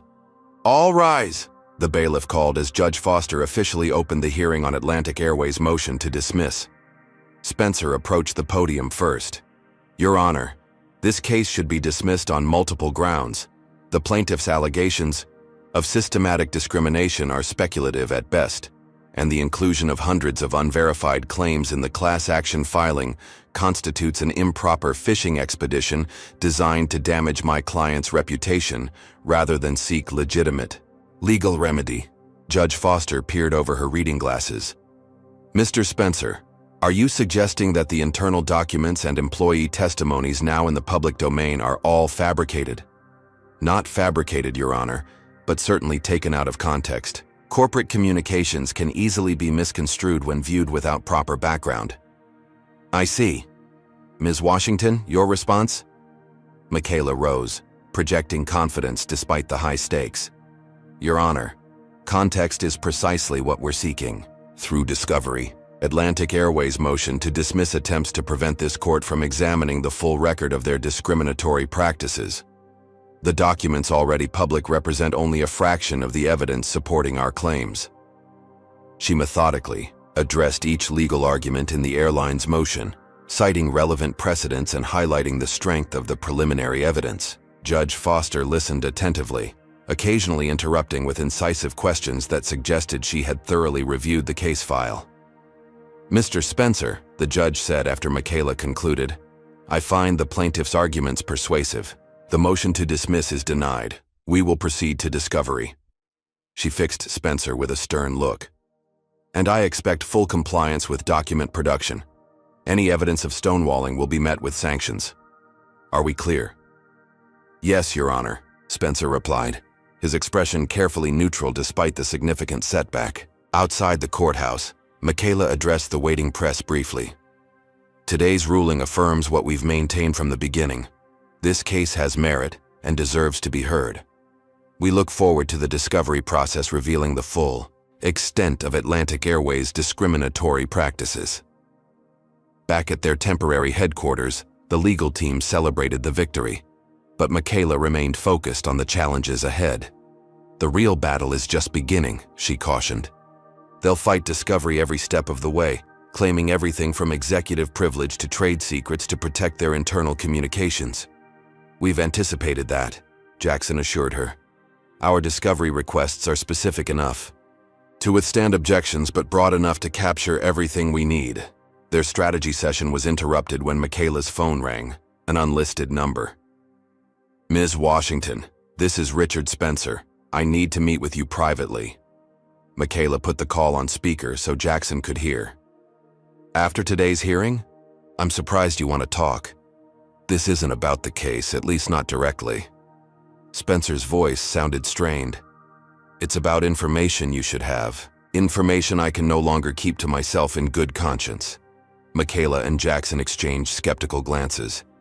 "Why should I trust this isn't another setup?" "Because I'm putting my career on the line by contacting you," Spencer replied. "Just 1 hour, a public place of your choosing. Come with security if you want."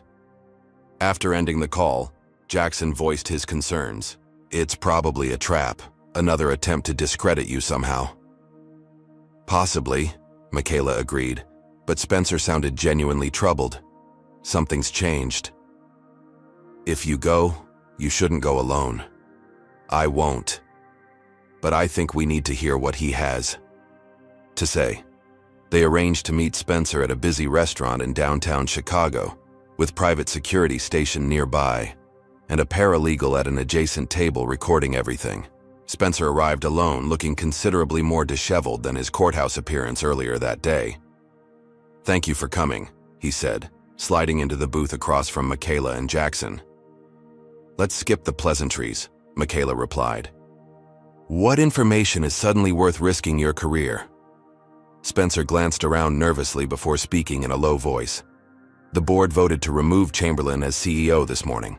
He refused to accept their decision and had to be escorted from the building." "That's already all over the business news," Jackson noted. "Hardly seems worth a clandestine meeting."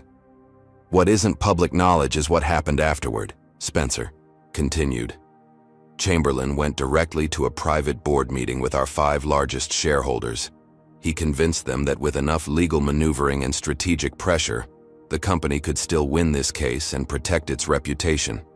"And they believed him?" Michaela asked incredulously. 3 of the 5 did. They've given him effective control through their proxy votes, allowing him to continue directing our legal strategy from behind the scenes, despite his removal as CEO. Spencer looked genuinely distressed. "That's when I realized this has gone beyond legal ethics into potentially criminal territory." "What do you mean?" Spencer reached into his briefcase and removed a sealed envelope. "This contains emails and internal memos documenting not just the discriminatory practices you're already aware of, but specific directives targeting you personally after you filed your lawsuit.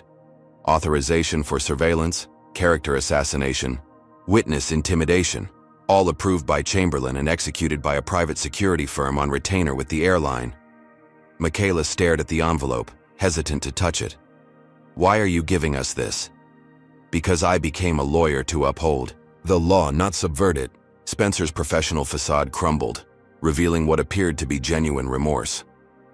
"I've compromised my ethics repeatedly in service to this company, justifying each step as zealous representation. But the line has been crossed. What they did to you what I helped them do by remaining silent was wrong on every level. This could end your career, Jackson observed. I know. Spencer pushed the envelope across the table. But continuing to participate in this cover-up would destroy whatever is left of my professional integrity. Michaela finally took the envelope. What does Chamberlain want now? What's his endgame? Total vindication. He's convinced himself that you're part of a conspiracy to destroy the airline. In his mind, anything is justified to defeat you, including methods that are clearly illegal. And you're willing to testify to all this? Spencer nodded reluctantly. If necessary. I'd prefer to avoid it for obvious reasons, but yes. Everything in that envelope can be authenticated, and I can confirm its provenance under oath if required. After Spencer left, Michaela and Jackson immediately returned to their office to review the documents with their team. What they found exceeded even their worst suspicions. Detailed reports from private investigators who had followed not just Michaela but her daughter, her parents, and even Jackson's family. Dossiers on potential witnesses containing personal information that could only have been obtained through illegal means. Strategies for creating and disseminating false narratives, including the AI-generated audio recording. Most disturbing was an email from Chamberlain explicitly authorizing whatever means necessary to ensure Michaela would regret ever challenging Atlantic Airways. This is beyond discrimination, Jackson said grimly. This is criminal conspiracy, witness tampering, invasion of privacy, and potentially even terroristic threatening. And it all leads directly to Chamberlain, Michaela noted. Spencer's right. This crosses every ethical and legal line. The question is how to use it, Jackson mused. If we submit it as evidence, Spencer's career is effectively over. He knew that when he gave it to us, Michaela replied. The bigger question is whether to involve law enforcement. These documents detail multiple federal crimes. Their deliberation was interrupted when one of their associates burst in.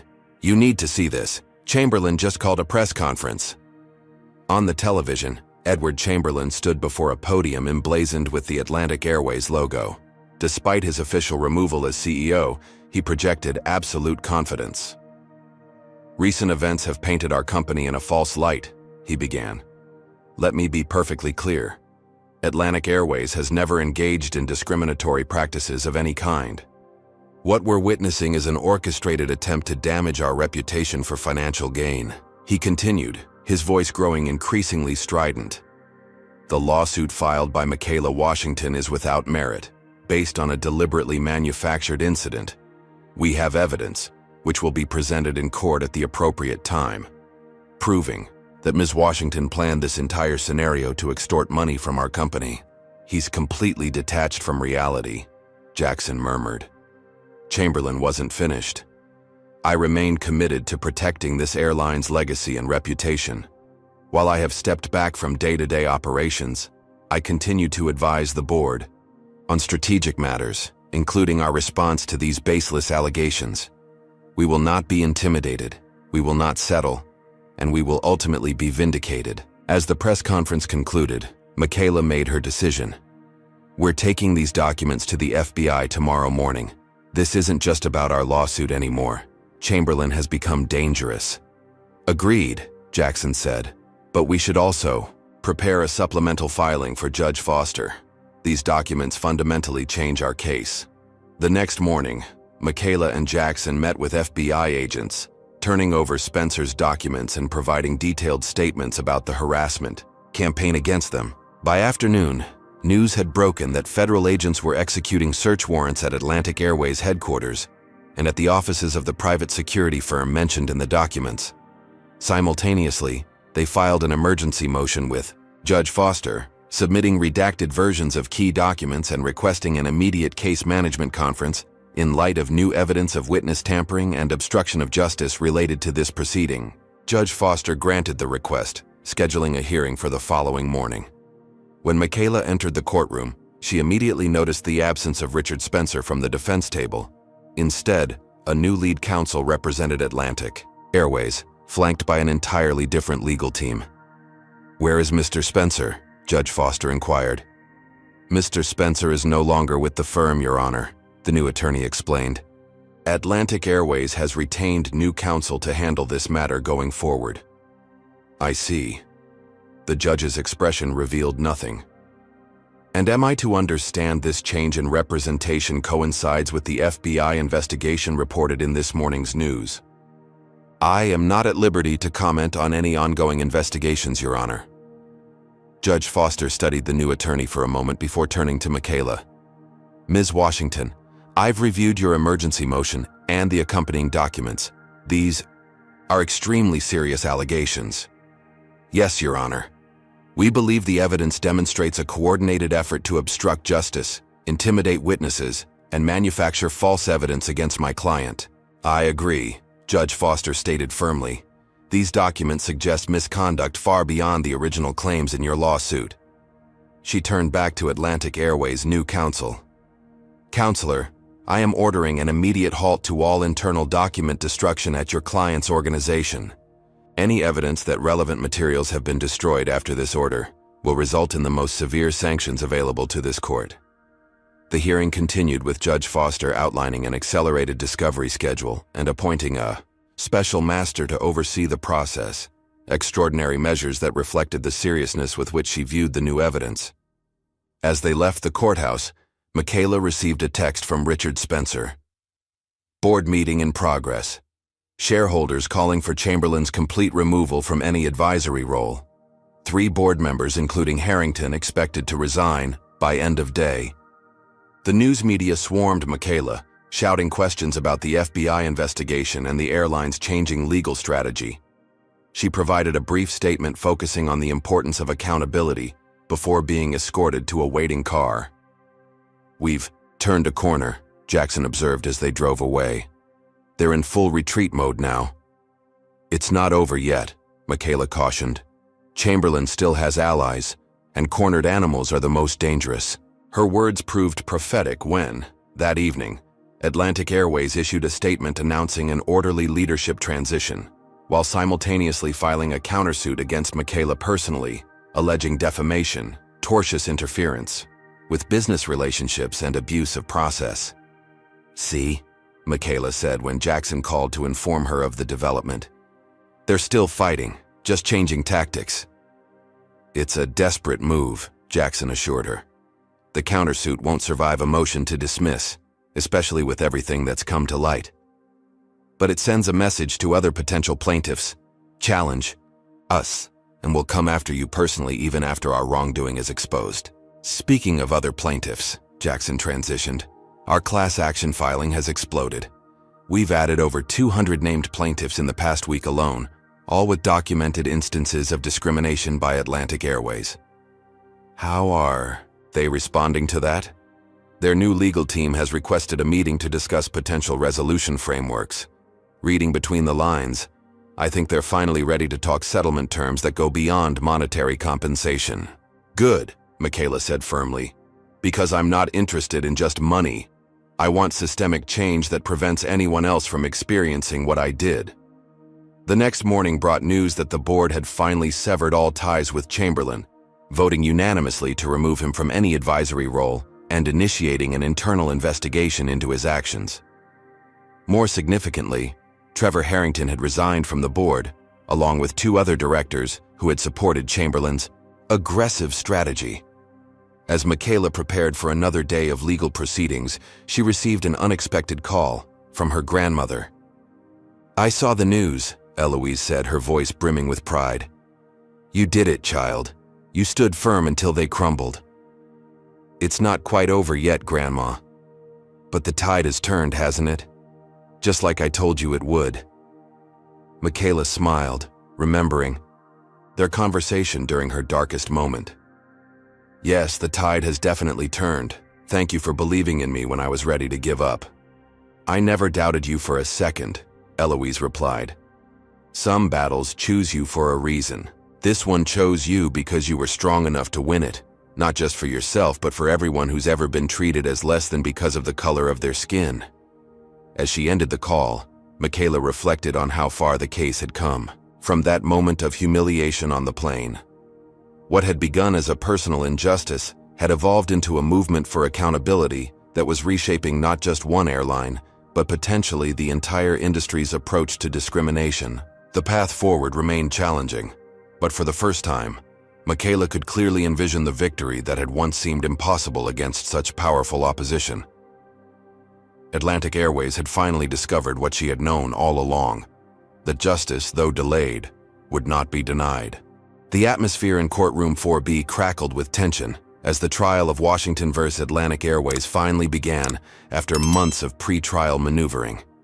Every seat was filled, with spectators lined against the walls, and a lottery system implemented for public access due to overwhelming interest. Media outlets from around the world had sent correspondence, recognizing the case's significance beyond a simple lawsuit. Judge Foster entered, and the packed courtroom rose. "Be seated," she instructed before addressing the jury. "Ladies and gentlemen, you have been selected to hear an extremely important case. Your duty is to determine the facts solely from the evidence presented in this courtroom. You must set aside any personal biases or preconceived notions about the issues involved."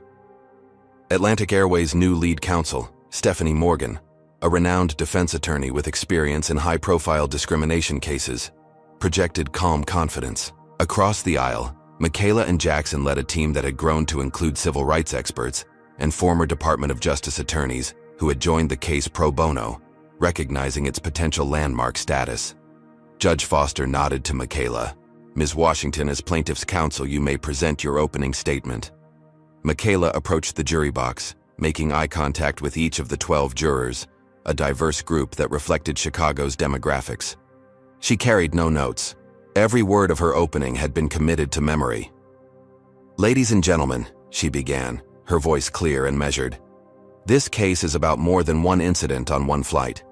It's about a systematic pattern of discrimination that Atlantic Airways embedded into its corporate culture, training procedures, and daily operations." She paused, allowing the gravity of the statement to register. "The evidence will show that on May 15th of this year, I boarded Atlantic Airways Flight 3721 with a valid first-class ticket. Despite having the correct boarding pass for my assigned seat, I was forcibly removed from that flight, handcuffed, physically injured, and publicly humiliated, for one reason only: the color of my skin." Several jurors shifted uncomfortably as Michaela held up her wrists, the faint scars from the handcuffs still visible months later. "But my experience was not unique," she continued. "The evidence will show that Atlantic Airways implemented what they called passenger management protocols that specifically targeted minority travelers, particularly in premium cabins. You will hear testimony from former employees who were trained to find pretexts for removing passengers who didn't fit the airline's preferred demographic profile." For the next 40 minutes, Michaela outlined the evidence they would present: internal documents, witness testimony, statistical analyses demonstrating patterns of discriminatory treatment, and the airline's subsequent attempt to cover up these practices through intimidation and manufactured evidence. "Most disturbing of all," she concluded, her voice now resonating with controlled emotion, "when these practices were exposed, Atlantic Airways leadership didn't apologize or commit to change. Instead, they launched a campaign of harassment, surveillance, and character assassination against me and others who dared to speak out." She looked directly at the jury, her expression resolute. "By the end of this trial, you will understand that what happened to me on that plane wasn't a misunderstanding or an isolated incident. It was the inevitable result of institutional policies designed to discriminate. And you will have the opportunity to send a message that such discrimination has no place in our society, not at 35,000 feet, not anywhere." As Michaela returned to her seat, the impact of her words was palpable. Several jurors appeared visibly moved, including an older white woman who discreetly wiped away a tear. Stephanie Morgan's opening statement for the defense acknowledged regrettable mistakes in customer service but denied any systematic discrimination. She characterized the incident as a tragic misunderstanding exacerbated by poor communication and training failures, emphasizing Atlantic Airways' commitment to diversity and inclusion. "The evidence will show that while mistakes were made, there was no corporate policy of discrimination," Morgan insisted. Former CEO Chamberlain's subsequent actions, which the company unequivocally condemns, represented personal vendettas rather than company directives. It was a strategic retreat from the airline's initial denials, an attempt to distance the corporation from Chamberlain's most egregious actions while minimizing their liability for the underlying discrimination. The trial proceeded with Michaela, calling her first witness, Dr. Eleanor Richards, Atlantic Airways' former chief diversity officer, who had been fired 3 years earlier after submitting a comprehensive report documenting discriminatory practices in customer service. Dr. Richards, Michaela began after establishing her credentials. Could you explain to the jury why you were terminated from Atlantic Airways? Objection, Morgan interjected. Calls for speculation. Your Honor, Dr. Richards has direct knowledge of the circumstances surrounding her termination, which is directly relevant to the pattern of conduct at issue in this case. Michaela countered. Overruled, Judge Foster decided. The witness may answer. Dr. Richards straightened in her seat. I was terminated 1 week after submitting a 78-page report documenting racial disparities and how passengers were treated. My report included statistical analyses showing that black passengers were 7 times more likely to be downgraded or removed from first class than white passengers, even when controlling for all other factors. And what was the company's response to your findings? Initially, silence. Then I was called to a meeting with then CEO Chamberlain and board member Trevor Harrington. They questioned my methodology, suggested I was looking for problems where none existed, and ultimately told me to rewrite the report with a more balanced perspective. Did you rewrite the report as instructed? No. I stood by my findings, which were methodologically sound. 1 week later, I was informed that my position was being eliminated as part of a corporate restructuring. The testimony continued with Dr. Richards explaining how her replacement had dismantled the diversity initiatives she had implemented, and how her report had mysteriously disappeared from company records. The next witness was Marcus Johnson, the former executive assistant who had provided key documents to Michaela. He detailed conversations he had overheard among senior leadership about maintaining the right image in premium cabins and strategies for managing passenger demographics without creating liability. Mr. Johnson, were you present during a board meeting on October 10th, 2 years ago when passenger demographics were discussed? Michaela asked. Yes. Trevor Harrington presented. Data showing that first-class sections had seen a 12% increase in minority passengers over the previous year. He characterized this as a brand image concern. What was the response to his presentation? Chamberlain said they needed to rebalance the passenger experience without creating legal exposure. That's when they approved the creation of the Executive Courtesy Program that gave flight attendants broad discretion to reseat passengers under the guise of accommodating VIPs.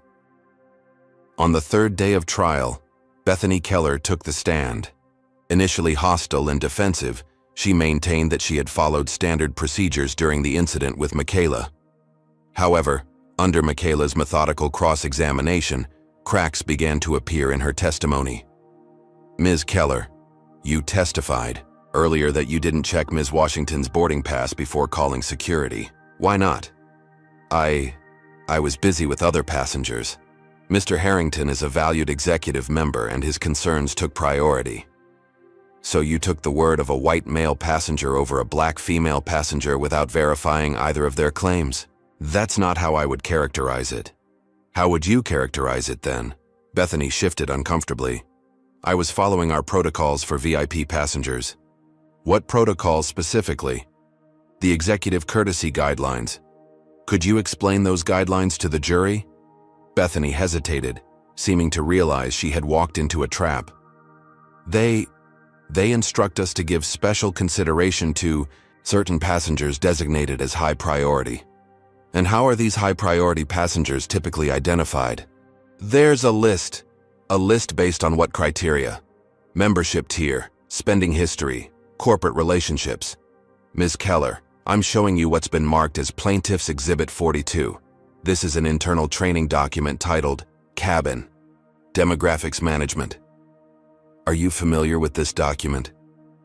Bethany paled visibly as she recognized the document. Yes. Could you read the highlighted section on page 3 for the jury? With reluctance, Bethany read, First-class cabin. Atmosphere should reflect Atlantic's premium brand identity. When cabin demographics become imbalanced, flight attendants should utilize executive courtesy protocols to maintain optimal passenger distribution. What does imbalanced mean in this context, Ms. Keller? I don't know the exact definition. Let me help you. Turning to page 7 of this same document, there's a section titled Demographic Indicators. Could you read the first bullet point? Bethany's voice had grown noticeably quieter. Overrepresentation of non-traditional premium passengers may create comfort concerns for core demographic groups. And what are non-traditional premium passengers according to the next paragraph? The courtroom was completely silent as Bethany struggled to respond. Finally, she admitted. The document defines them as passengers outside the typical executive profile, specifically mentioning racial minorities, younger travelers without business attire, and those displaying cultural identifiers inconsistent with premium cabin expectations. A murmur ran through the courtroom. One juror shook his head in visible disgust. Ms. Keller, would you agree that these guidelines effectively instructed you to discriminate against passengers based on race? Objection. Morgan stood. Calls for a legal conclusion. Sustained, Judge Foster ruled. Michaela rephrased. Ms. Keller, when you saw me in seat 2A, did you classify me as a non-traditional premium passenger according to these guidelines? After a long pause, Bethany finally answered, yes. The cross-examination of Officer Daniel Reynolds proved equally devastating to the defense. Initially maintaining that he had followed standard security protocols, Reynolds crumbled when confronted with the airport's actual procedures manual, which contradicted his testimony about the necessity for handcuffs in non-threatening situations. Officer Reynolds, can you point to anything in this manual that justifies handcuffing a cooperative passenger who presents no security threat? I can't. In fact, page 42 specifically states that restraints should only be used when a subject demonstrates active resistance or poses a threat to officers or others. Did I demonstrate active resistance or pose any threat? No. So why were handcuffs applied? Reynolds glanced at Atlantic Airways attorneys before answering. I received a call from someone at Atlantic Airways indicating you might become combative. They specifically requested visible restraints. Who made that call? I don't know the name, just that it came from airline management. By the end of the first week, Atlantic Airways' defense was in shambles. The testimony had established not only that discrimination had occurred in Michaela's case, but that it reflected company-wide policies implemented at the highest levels. The most dramatic moment came when Richard Spencer testified, having been subpoenaed after his sudden resignation from the airline's legal team. Despite the professional cost, Spencer provided a detailed account of the campaign against Michaela after she filed her lawsuit. Mr. Spencer, did Atlantic Airways authorize surveillance of Ms. Washington and her family? Yes. Former CEO Chamberlain personally approved an extensive operation to gather information that could be used to discredit her. And were you aware that this surveillance included following her college-aged daughter? I became aware after the fact. When I objected on ethical grounds, I was told by Chamberlain that everything was on the table in terms of fighting this case. Did Atlantic Airways create and distribute false information about Ms. Washington? Yes. A specialized firm was hired to create the AI-generated audio that purported to be Ms. Washington discussing how to manufacture discrimination claims. I was present when Chamberlain approved this strategy. As Spencer's testimony concluded, the courtroom was silent, the full extent of Atlantic Airways' misconduct now undeniable. Judge Foster called a weekend recess, instructing jurors to avoid media coverage of the case. When court reconvened on Monday, a new energy pervaded the proceedings. Rumors circulated that settlement discussions had occurred over the weekend, but had broken down when Atlantic Airways board rejected Michaela's demands for structural changes to their policies. The final piece of devastating evidence came in the form of surveillance footage from the Atlantic Airways executive lounge at O'Hare. The video, obtained through a subpoena of the airline's security archives, showed Trevor Harrington watching Michaela check in for her flight. He could be seen making a phone call immediately afterward, followed by checking his watch and proceeding to the gate area. arriving late, exactly as he had on the day of the incident. This footage confirms what we've established through testimony, Michaela explained to the jury. Mr. Harrington deliberately targeted me after recognizing me in the lounge. The call you just witnessed was to Edward Chamberlain, setting in motion the chain of events that led to my removal. When Atlantic Airways finally presented their defense case, it was noticeably abbreviated. Several planned witnesses had withdrawn, unwilling to testify under oath given the overwhelming evidence already presented. Their star witness, a passenger who claimed Michaela had been disruptive, was thoroughly discredited when Jackson produced the man's frequent flyer account showing upgrades and bonus miles added immediately after the incident. During closing arguments, Stephanie Morgan attempted to salvage what she could by arguing that while individual employees had behaved inappropriately, the corporation itself should not be held liable for rogue actions by former executives who no longer represent the company's values. Michaela's closing argument, in contrast, systematically connected the dots between Atlantic Airways' written policies, executive directives, employee training, and the discrimination she and others had experienced. What happened to me wasn't an accident or a misunderstanding, she told the jury, her voice resonating with conviction. It was the natural result of a system designed to discriminate, a system created, implemented, and enforced at every level of Atlantic Airways' corporate structure. She gestured to the full courtroom. This case has attracted attention because it touched a nerve in our national consciousness. We all want to believe that in 2025, a person won't be judged by the color of their skin. We want to believe that corporations with billion-dollar budgets for diversity campaigns actually practice what they preach. But as the evidence has shown, Atlantic Airways maintained two sets of standards, one for public consumption and another for actual implementation. Looking directly at the jury, she concluded, "Your verdict in this case will send a message far beyond one airline or one incident. It will either tell corporate America that discrimination can still be practiced with impunity if disguised carefully enough, or it will affirm that true equality means equal treatment for everyone, regardless of race in every setting, including at 35,000 feet. The jury deliberated for just 4 hours before reaching their verdict, remarkably swift for a case of such complexity. As they filed back into the courtroom, their expressions gave nothing away. The foreman handed the verdict form to the bailiff, who delivered it to Judge Foster. The judge reviewed the document, her expression remaining neutral. "Has the jury reached a unanimous verdict?" "We have, Your Honor," the foreman confirmed. "On the claim of racial discrimination under the Civil Rights Act, how do you find?" "We find for the plaintiff, Michaela Washington." A ripple of reaction swept through the courtroom, quickly silenced by the judge's gavel. "On the claim of false imprisonment, how do you find?" "We find for the plaintiff." "On the claim of assault and battery, how do you find?" "We find for the plaintiff." As Judge Foster continued reading the verdict for each count, the pattern remained consistent.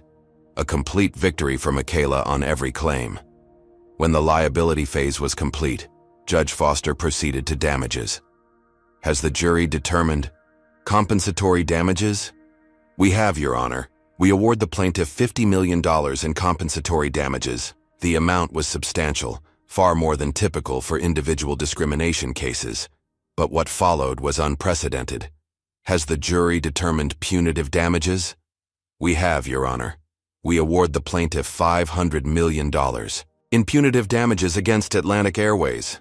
Gasps erupted throughout the courtroom. The punitive award was designed not just to punish the airline, but to fundamentally change how corporations approach discrimination. It represented approximately 10% of Atlantic Airways' total market value, large enough to demand attention from every corporate boardroom in America. As Judge Foster confirmed the verdict and dismissed the jury, the courtroom erupted in conversation. Reporters rushed out to break the news while Atlantic Airways attorneys huddled in shocked consultation. Michaela remained composed, shaking hands with her legal team and thanking the jurors as they exited. She had won more than a personal victory. She had established a precedent that would reshape corporate policies and practices nationwide. Outside the courthouse, standing before a forest of microphones and cameras, Michaela delivered a brief statement. "Today's verdict affirms a fundamental truth. that discrimination in any form, in any setting, is unacceptable and will be held accountable. The journey to true equality continues, but today represents a significant step forward. I thank the jury for their courage and clarity in sending an unmistakable message that justice cannot be denied, no matter how powerful the opposition. As questions shouted by reporters filled the air, Michaela smiled slightly. The verdict speaks for itself. Now the real work begins, ensuring that the changes this case demands actually take place, not just at Atlantic Airways, but throughout our society. With those words, she departed, leaving behind a legal landmark that would be studied in law schools and corporate boardrooms for generations to come. 1 year later, Michaela Washington stood in the bustling terminal of O'Hare International Airport, watching travelers stream past. So much had changed since that fateful day when she had been dragged away in handcuffs, yet airport still carried an emotional weight for her, a complex mixture of triumph and lingering trauma. "Ms. Washington?" A young man in an Atlantic Airways uniform approached, extending his hand. "I'm Michael Torres, Customer Experience Director. It's an honor to meet you. Everything is prepared for your flight." Michaela smiled, shaking his hand. "Thank you, Mr. Torres. I appreciate the personal welcome. It's standard procedure now for all passengers," he explained as they walked toward the gate. "Part of our new customer service protocols. Though I admit, welcoming you feels particularly significant given your role in transforming our airline." The transformation Torres referenced had been comprehensive and unprecedented. Following the historic verdict, Atlantic Airways had initially announced plans to appeal. However, facing a catastrophic drop in bookings, shareholder revolts, and a Department of Transportation investigation, the board had ultimately chosen a different path. Instead of fighting the judgment, they had embraced reform, negotiating with Michaela and civil rights organizations to develop a consent decree that went beyond financial penalties to implement structural changes throughout the company. The result was a complete overhaul of hiring practices, training programs, customer service policies, and corporate governance. As they approached the first-class lounge, Michaela noticed the diversity among both passengers and staff, a visible shift from a year earlier. A large plaque near the entrance caught her attention. "Equality at every altitude, our commitment to inclusive excellence." Torres followed her gaze. "That was installed 6 months ago. Every Atlantic Airways terminal worldwide has one, along with QR codes linking to our quarterly diversity metrics and reporting systems for any concerns." Inside the lounge, several travelers recognized Michaela, offering nods of respect or quiet words of gratitude. Her case had transcended legal circles to become a cultural touchstone, a modern David and Goliath story that had captured public imagination and inspired similar challenges to discriminatory practices across multiple industries. "Your flight begins boarding in 20 minutes, Torres informed her. "Can I get you anything while you wait?" "Just some water, thank you." As Torres departed, Michaela checked her phone. Several messages from Jackson updating her on their ongoing cases. The historic verdict had transformed Williams & Washington from a respected regional firm into one of the nation's premier civil rights practices, with discrimination cases referred to them from across the country. More significantly, the $500 million punitive award, reduced to $300 million on judicial review, but still the largest in discrimination history, had established a new benchmark for corporate accountability. The Atlantic Airways Standard, as legal scholars now called it, had prompted preemptive policy reviews at major corporations nationwide, with many implementing reforms rather than risking similar judgments. The settlement funds had been allocated, thoughtfully. After legal fees and taxes, Michaela had established the Justice at Every Level Foundation, dedicated to fighting discrimination in transportation and public accommodations. The foundation provided legal representation to victims without resources, funded research into discriminatory patterns, and developed training programs for companies committed to genuine change. A familiar face approached, Amara Jones now, dressed in the distinctive uniform of Atlantic Airways' senior cabin crew. "Ms. Washington, I heard you were flying with us today." She embraced Michaela warmly. "I'll be your lead flight attendant to Atlanta." "Amara, last I heard you were working in training development." "I still do, 3 days a week. but I requested to be on board for your flight. Seemed fitting, given where this journey began. Amara's career path reflected the broader changes at the airline. After the verdict, dozens of employees who had been terminated or marginalized for opposing discriminatory practices had been reinstated with back pay and opportunities for advancement. Amara had been promoted to help develop the company's new service approach, using her first-hand knowledge of previous problems to create better systems. "How is the new leadership working out?" Michaela asked as they walked toward the gate. "Night and day difference," Amara confirmed. "The new CEO, Patricia Reynolds, has zero tolerance for any hint of discrimination. The revised policies are clear, the reporting systems work, and, most importantly, people actually believe they'll be heard if they speak up." At the gate, Michaela's boarding pass was scanned without incident, a simple process that once would have seemed unremarkable, but now represented progress. As she walked down the jetway, memories of being forcibly removed flooded back, but she pushed forward, recognizing this flight as another step in her personal healing. On board, the first-class cabin reflected the airline's transformed approach. The passenger mix was diverse across all demographics, and the crew moved through the cabin with equal attentiveness to every traveler. "Welcome aboard, Ms. Washington," the captain announced over the intercom as Michaela settled into seat 2A, the same seat from which she had been removed a year earlier. "It's an honor to have you flying with us today." A spontaneous round of applause broke out among passengers who recognized her, spreading through the cabin. Michaela acknowledged it with a humble nod, still uncomfortable with her celebrity status, but appreciative of its meaning. As the flight reached cruising altitude, Amara stopped by Michaela's seat. "There's someone who would like to speak with you, if you're willing." She gestured toward the galley where a uniformed man waited nervously. Michaela recognized him immediately. Officer James Bradshaw, one of the security personnel who had removed her from the plane and marched her through the terminal in handcuffs. She hesitated only briefly before nodding. "I'll talk with him." Bradshaw approached, his discomfort evident. "Ms. Washington, I don't know if you remember me." "I remember all of you, Mr. Bradshaw." "Of course." He cleared his throat. "I've wanted to apologize personally for a long time. What we did that day was wrong on every level, and I've had to live with that knowledge." "What happened to you afterward?" Michaela asked, genuinely curious about the ripple effects of the case. "I was suspended, then terminated after the investigation. Rightfully so." He paused. "But 6 months ago, I was given a second chance through Atlantic's reconciliation program. I'm now part of their security training team, teaching officers what not to do and how to recognize and resist pressure to discriminate." Michaela studied him thoughtfully. "That's a significant turnaround." "It's been a journey of accountability," Bradshaw acknowledged. "I had to confront my own biases and the systems that encourage them.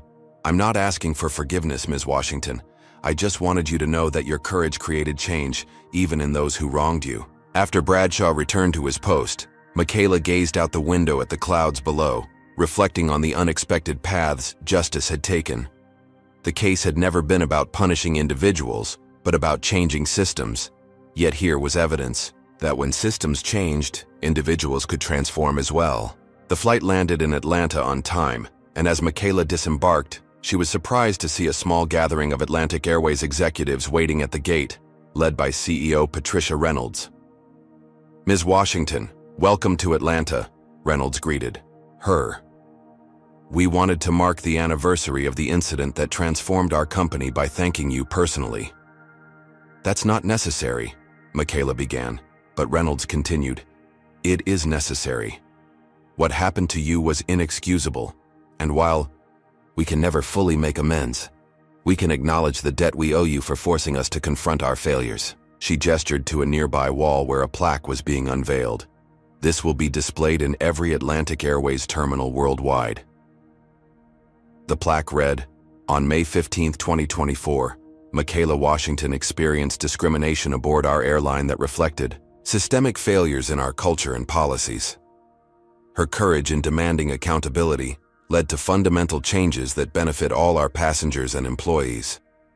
We remember this history not as a source of shame, but as a commitment to ensure such such injustice never occurs again. Michaela was momentarily speechless, moved by this public acknowledgement. We've also established an annual scholarship in your name, Reynolds continued, for law students focused on civil rights and transportation equity.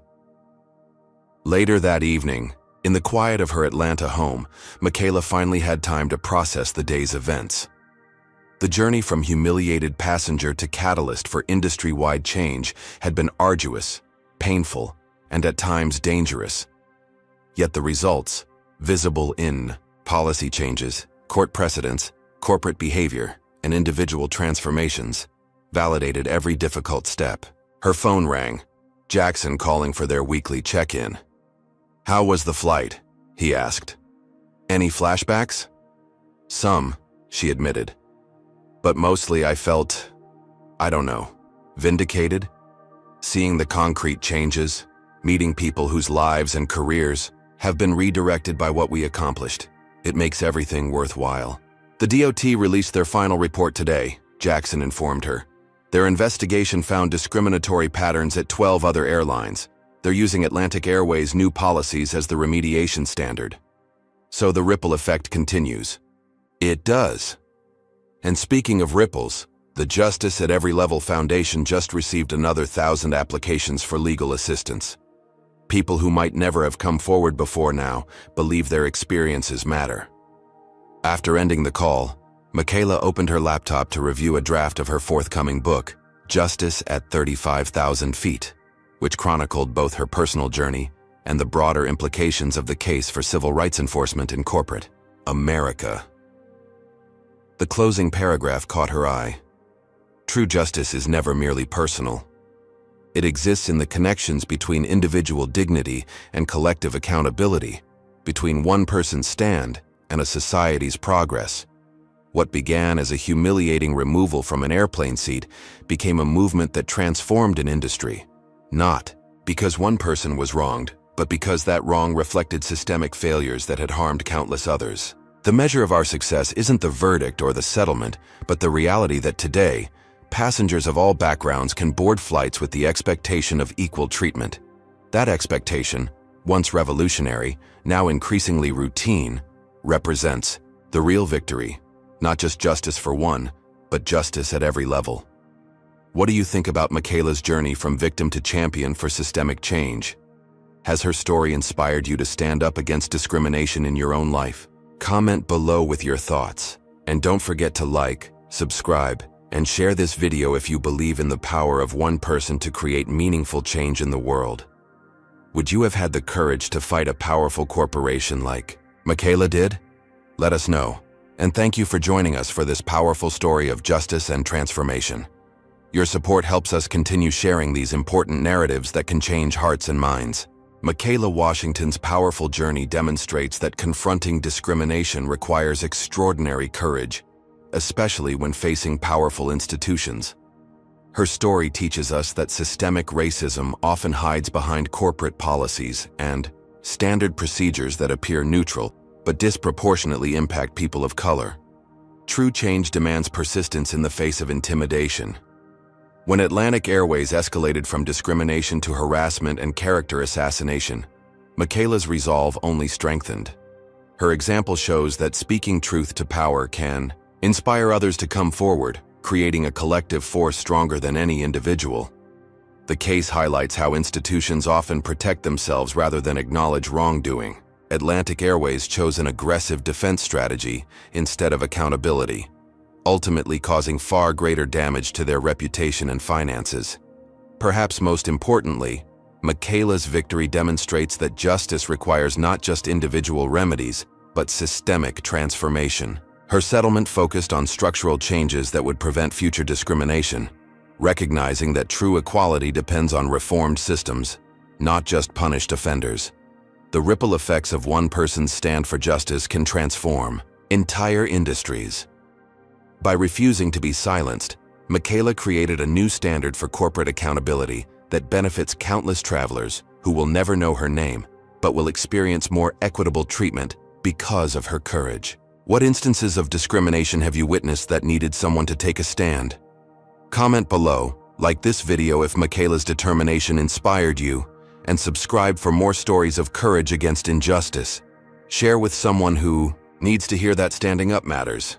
Thank you for joining our community that believes in fighting for equality everywhere, even at 35,000 feet.